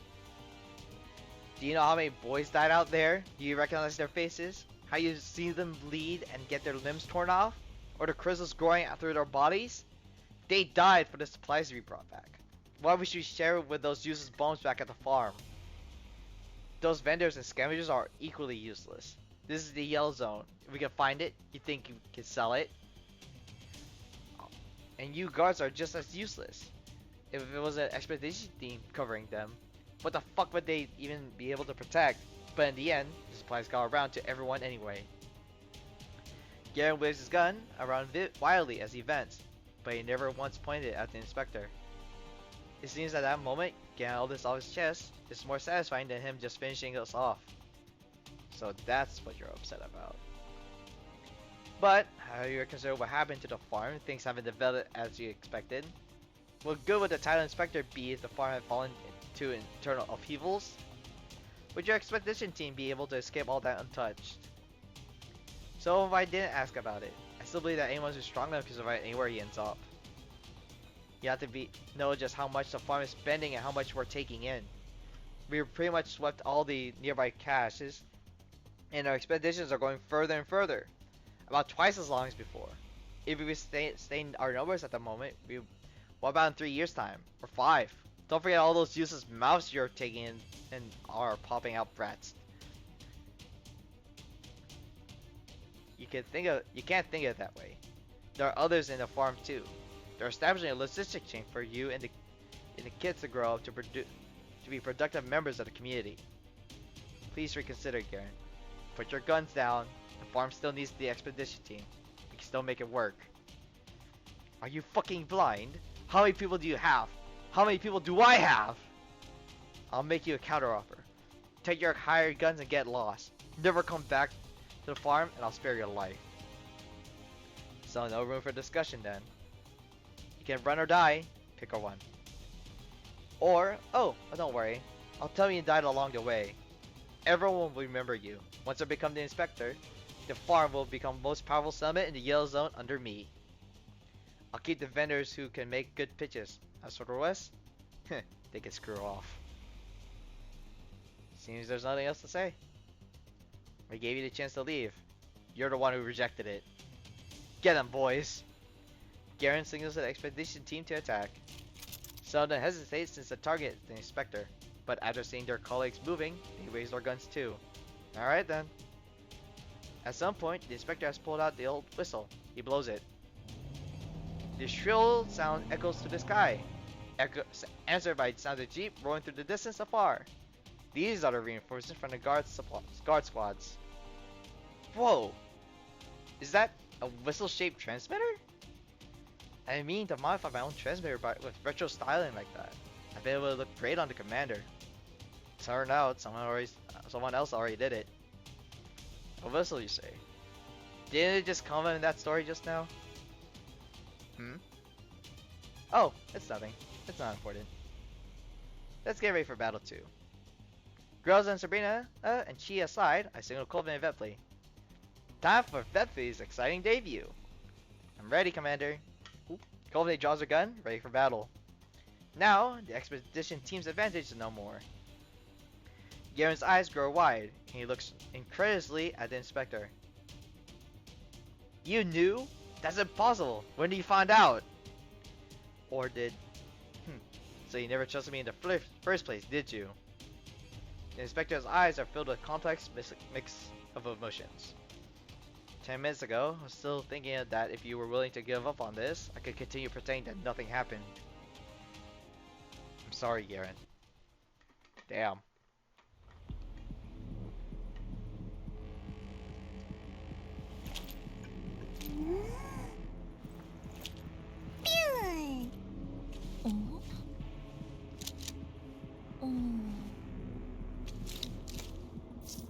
Commander, we're ready for battle. Your orders, please. Roger that. Everyone, mission start.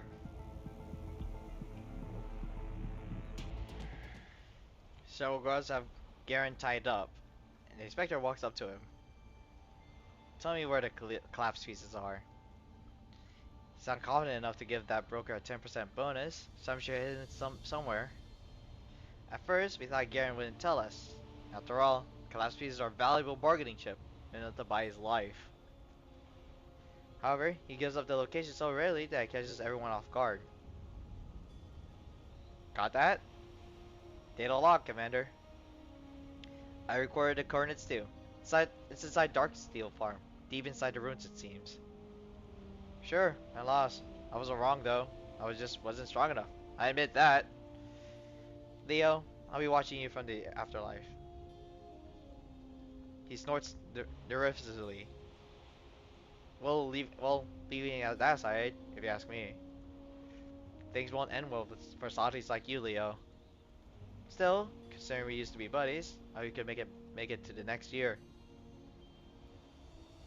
Thank you. As the inspector looks at his former friend, his face is a mask of pity and regret. Then, he chambers around. Garen leans forward, resting his head against the muzzle of the inspector's gun. Commander, this is an internal matter for the farm. Would you mind? No, the dolls and I are just going to scout the perimeter. But been a while since we went for a walk in the wasteland. I gather the dolls and lead them away with me. Behind us, the guards have Garen's most men at gunpoint. By the time we got back to on the jeep, the faint sound of cracks and pops can be heard in the distance. Sounds like fireworks in the green zone, doesn't it? Yeah, out with the old and in with the new. Leave all the bad stuff behind and welcome a brand new start. I hope there will be seeing a new beginning. Despite Qiuhua's attempt to cheer everyone up, everyone is still strangely gloomy. I pat them all on the shoulder. Just then, Perry sends us a transmission. Commander! A commander the Minda has requested. We're together now. I think the sound of gunfire has died down. Can we approach? Yeah, escort Minda to the real meetup point. The farms inspector will be there after we arrive. Roger that. Perry ends transmission.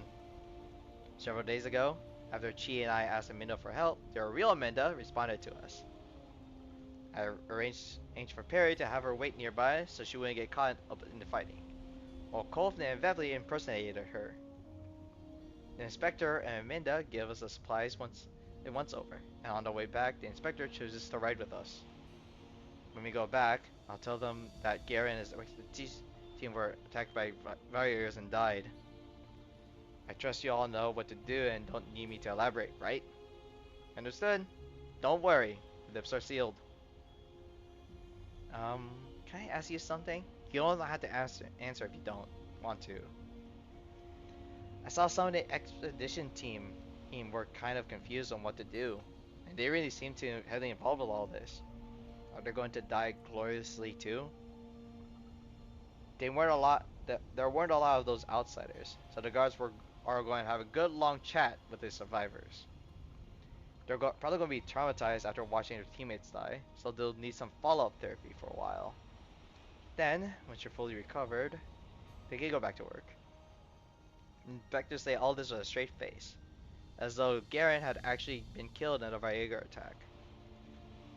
Inspector, there's a little splash on your neck.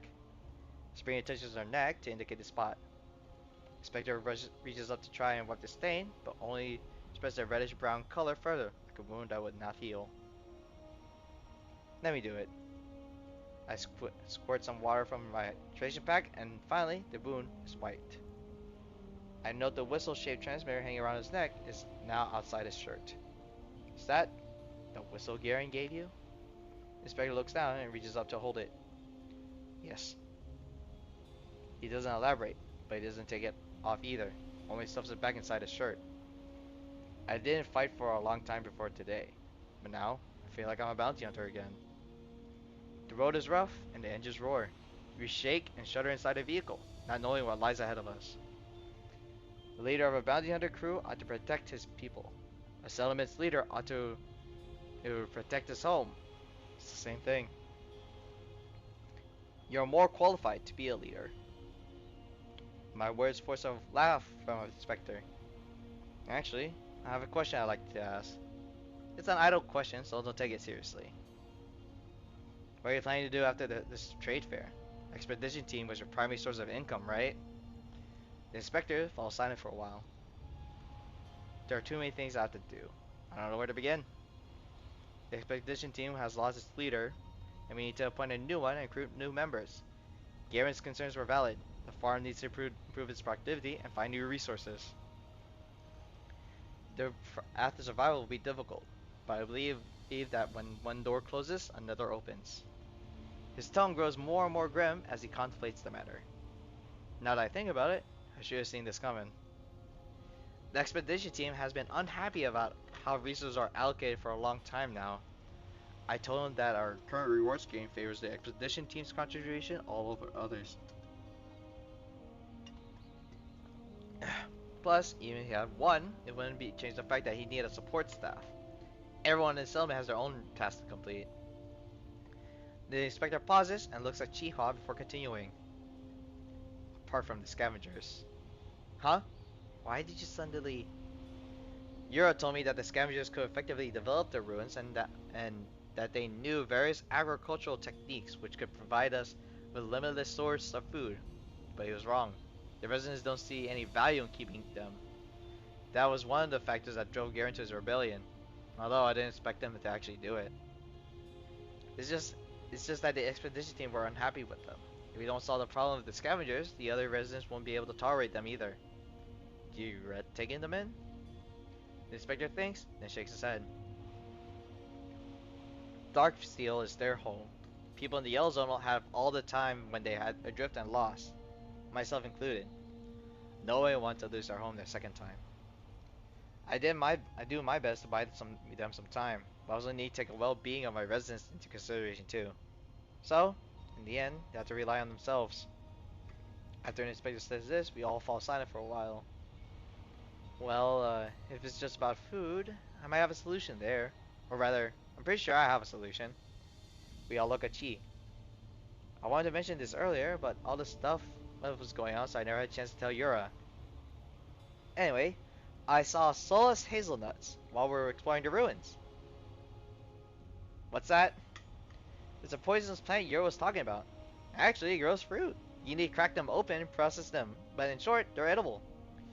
I spent a long time in the Yellow Zone running around studying what new life forms in the Yellow Zone can and can't be eaten, so I think you can trust me on this. Oh, wait! I forgot they're both foodies! I can vouch that Qiuhua is the proper Yellow Zone Master Chef now. The fact that they're everywhere in the ruin means raising them is pretty simple. If you need some time to grow them, just harvesting what's in the ruins should be able to tie you over a year and a half or so. Also, they're really filling too. Short, I think the scavengers will be able to feed themselves. It would be great if they could cultivate them. Relax, Inspector. I'm sure the scavengers can do it. The truth is, I disagree with what Leader Garen has said before. Qiuhua hesitates, but ultimately decides to continue the topic. Even things are tough now, based on what I've seen a lot of people in the Yellow Zone for these few years. I believe humans will continue to survive, and the world continue to get better. Someday, everyone will be able to eat their fill, wear a full set of comfortable clothes that fit well, and do the work they live. Of course, the requirement of that is that people don't give up. No matter what choices they make, whether they accept or reject something, they have to keep on going. As for me, I'll keep doing what I can do, which is to make sure everything gets something to eat. Mr. Inspector, you aren't a weak man. You'll live a good long time. Maybe when your hair turns gray and white, you'll see a kinder and gentler world like we've never seen before. For once, Qiuhua is absolutely serious and solemn. Everyone's briefly stunned into silence until Sabrina giggles. Bravissimo! That's exactly what kind of thing you would say. Hey, what do you mean by that? Of course I say what I would say. The adults begin squabbling as the jeep continues forward. And from the corner of my eye, I can see the inspector smiling too. That's crazy. 当たり前ですよ。コルフェは容赦なんてしないんですから。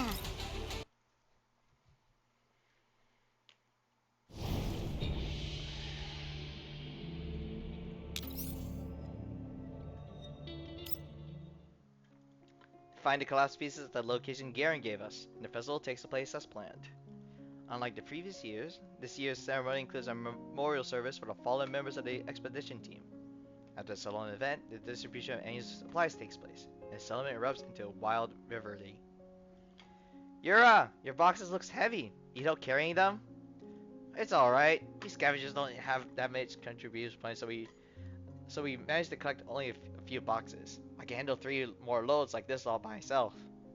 It's not like you have to push yourself so hard. Commander, can you understand the joy I'm feeling right now? I'm carrying our supplies. The more I have, the heavier they are. So the extra weight is actually a sense of security, or the tiredness that comes from happiness. At Qiuhua's instances, all we can do is watch him return with his hands full, without lifting a finger to help. By the time we return to camp, Qi already just found her tutorial on how to cook and prepare the soulless hazelnuts, and we can hear her bright, cheery voice through the flaps of the tent. Once again, I emphasize, you absolutely must make sure you cook it thoroughly. If it's not properly cooked, you mustn't eat it. Groza has taken Sabrina to go shopping, which leaves me and nothing to do but watch the scavengers as they begin cultivating their test plot. Shortly afterwards, I hear footsteps from behind as Qiuhua walks behind to me. Done with lessons? Yep, my students are doing self-study now. I hope we don't get any food poisoning cases tonight. Qiuhua moves to my side. The scavengers are laboring their various tasks, and for the moment, so nobody notices us.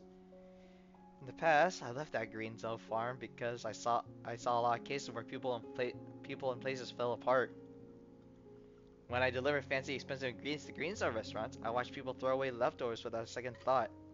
But when I did deliveries in the yellow zone, every moment and every place I visited had people plagued with hunger, pain, and fear. I couldn't change the restaurants in the green zone, but there's a lot I could do in the yellow zones. Qiuhua's voice is quieter and gentler than usual. Truth is, I wasn't always good at cooking, but I spent the past few years focusing on food, looking for hidden gems amongst ingredients, and figuring out how to prepare them. Slowly, my cooking skills improved. Food seems to have a magical power that can ease pain. People would sigh in relief eating the stuff I made. Perhaps feeling hungry is something like the hope to survive, don't you think? You've grown a lot since you search for cooking, in your search for cooking skill. Done well during this incident. Really? Qiuhua looks at me, her eyes shining like stars. I'm glad you approve, Commander. Oh, well, that's a lot of context now. Hold on, can we go back real quick? Done well during... This shows that she fucks up somehow. Okay. You know, I mean, thank you for helping me with this whole thing, Commander. You don't need to. This was an interesting experience for me. What do you mean by that? Of course I have to thank you. While I was at it, started out just fulfilling requests from my old boss. Halfway through it, I turned into carrying out the mission that I assigned myself. Whether it's scavengers here or the resident in the settlement, I had to spare them all the pain of hunger and give them the courage they need to live on. Do you think I managed that, Commander? Well, the look on your face tells me you're pretty proud of what you've done. Still, since you want me to praise you, I'll praise you again. And she thanked me. Satisfied, Qiuhua decides to change the topic. Hiya! Now that you mention it, our reunion turned out completely different from what I originally planned. I was going to sneak aboard the Elmo with a whole bunch of awesome ingredients and brand new skills, then announce myself with a full-on banquet. How did I end up making such a sloppy entrance anyway? Can we do it again, Commander? You know, pretend you never saw me. Give me a chance to sneak aboard the Elmo. This reunion is good enough. Don't worry about it. True, true. Sure, it was sloppy, but that was just because of circumstances. Our reunion was everything I wanted. I'm glad to be by your side again. Okay. You can't just say that. I laugh and pat Qiuhua on the back as Scavenger's voice comes through the tents, calling Qiuhua. Miss! Where are you? Can you show us a few more dishes, please? I'm coming. Qiuhua bids me farewell before rushing towards the tent. Wait! I just remembered that mailing. She's our machinist aboard the Elmo. Sent her recipe for a jiaoji filling with a while back. Seems she wants some. Can you do anything with it? No problem. Jiaoji are part of my specialty. Just leave it to me. I send Qiuhua Meiling's recipe. At the point of the Highlands, another president approaches me. It's the inspector. This is the first time I've seen the scavenger camp so lively. We meet again, Commander. The inspector looks around and greets me breezily. Chief Qiuhua is by the tents.